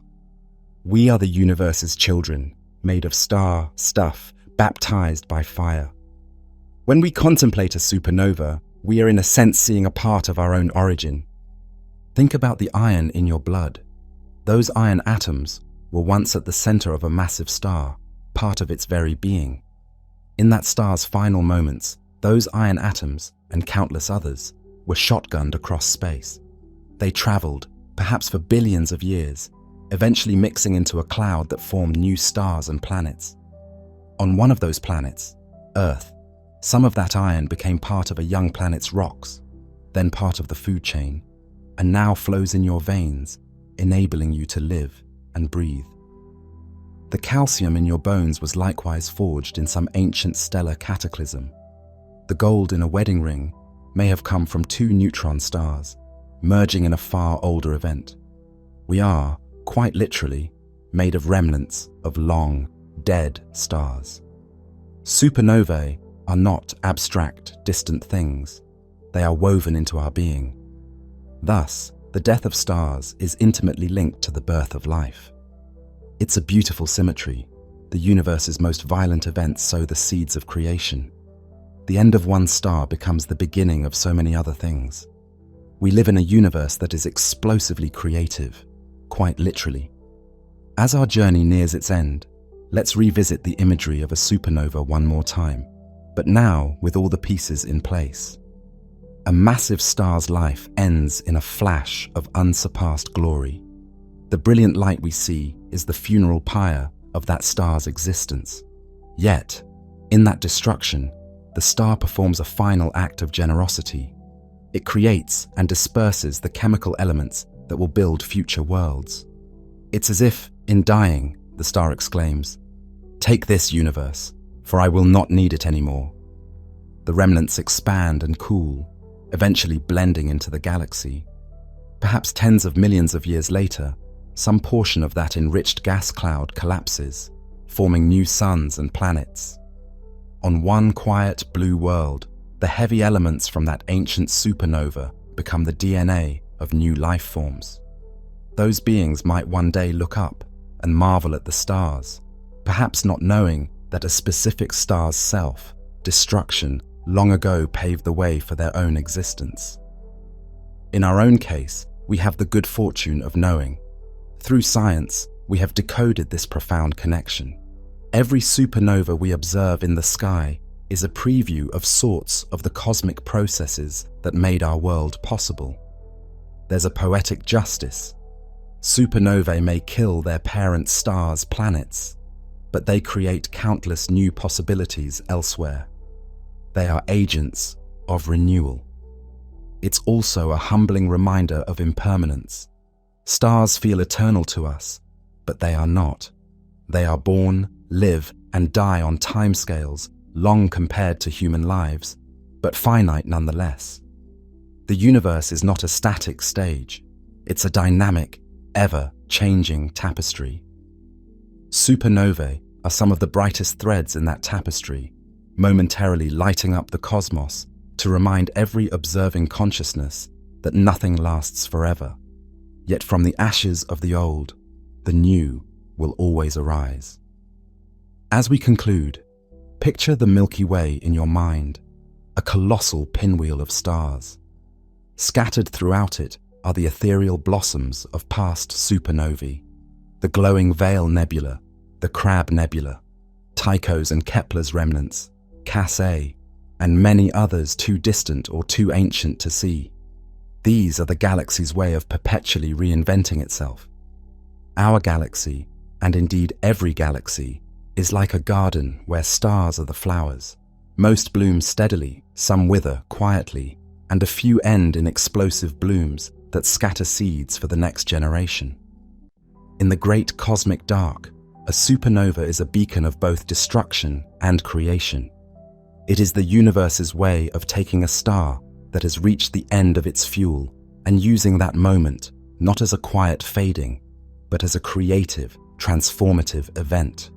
It's a final act that resonates across time and space. If consciousness exists elsewhere in the galaxy, perhaps they too have stories of new stars appearing in their night sky, and perhaps they too came to learn what those really are. The next time you step outside on a clear night, look up. Among the thousands of stars you can see, know that many are living out their long, stable lives. A few might be nearing their end. One night, perhaps in our lifetime, or perhaps in a distant future generation, one of those points of light will suddenly blaze unbearably bright. Generations of humans will have come and gone without seeing it, but eventually it will happen.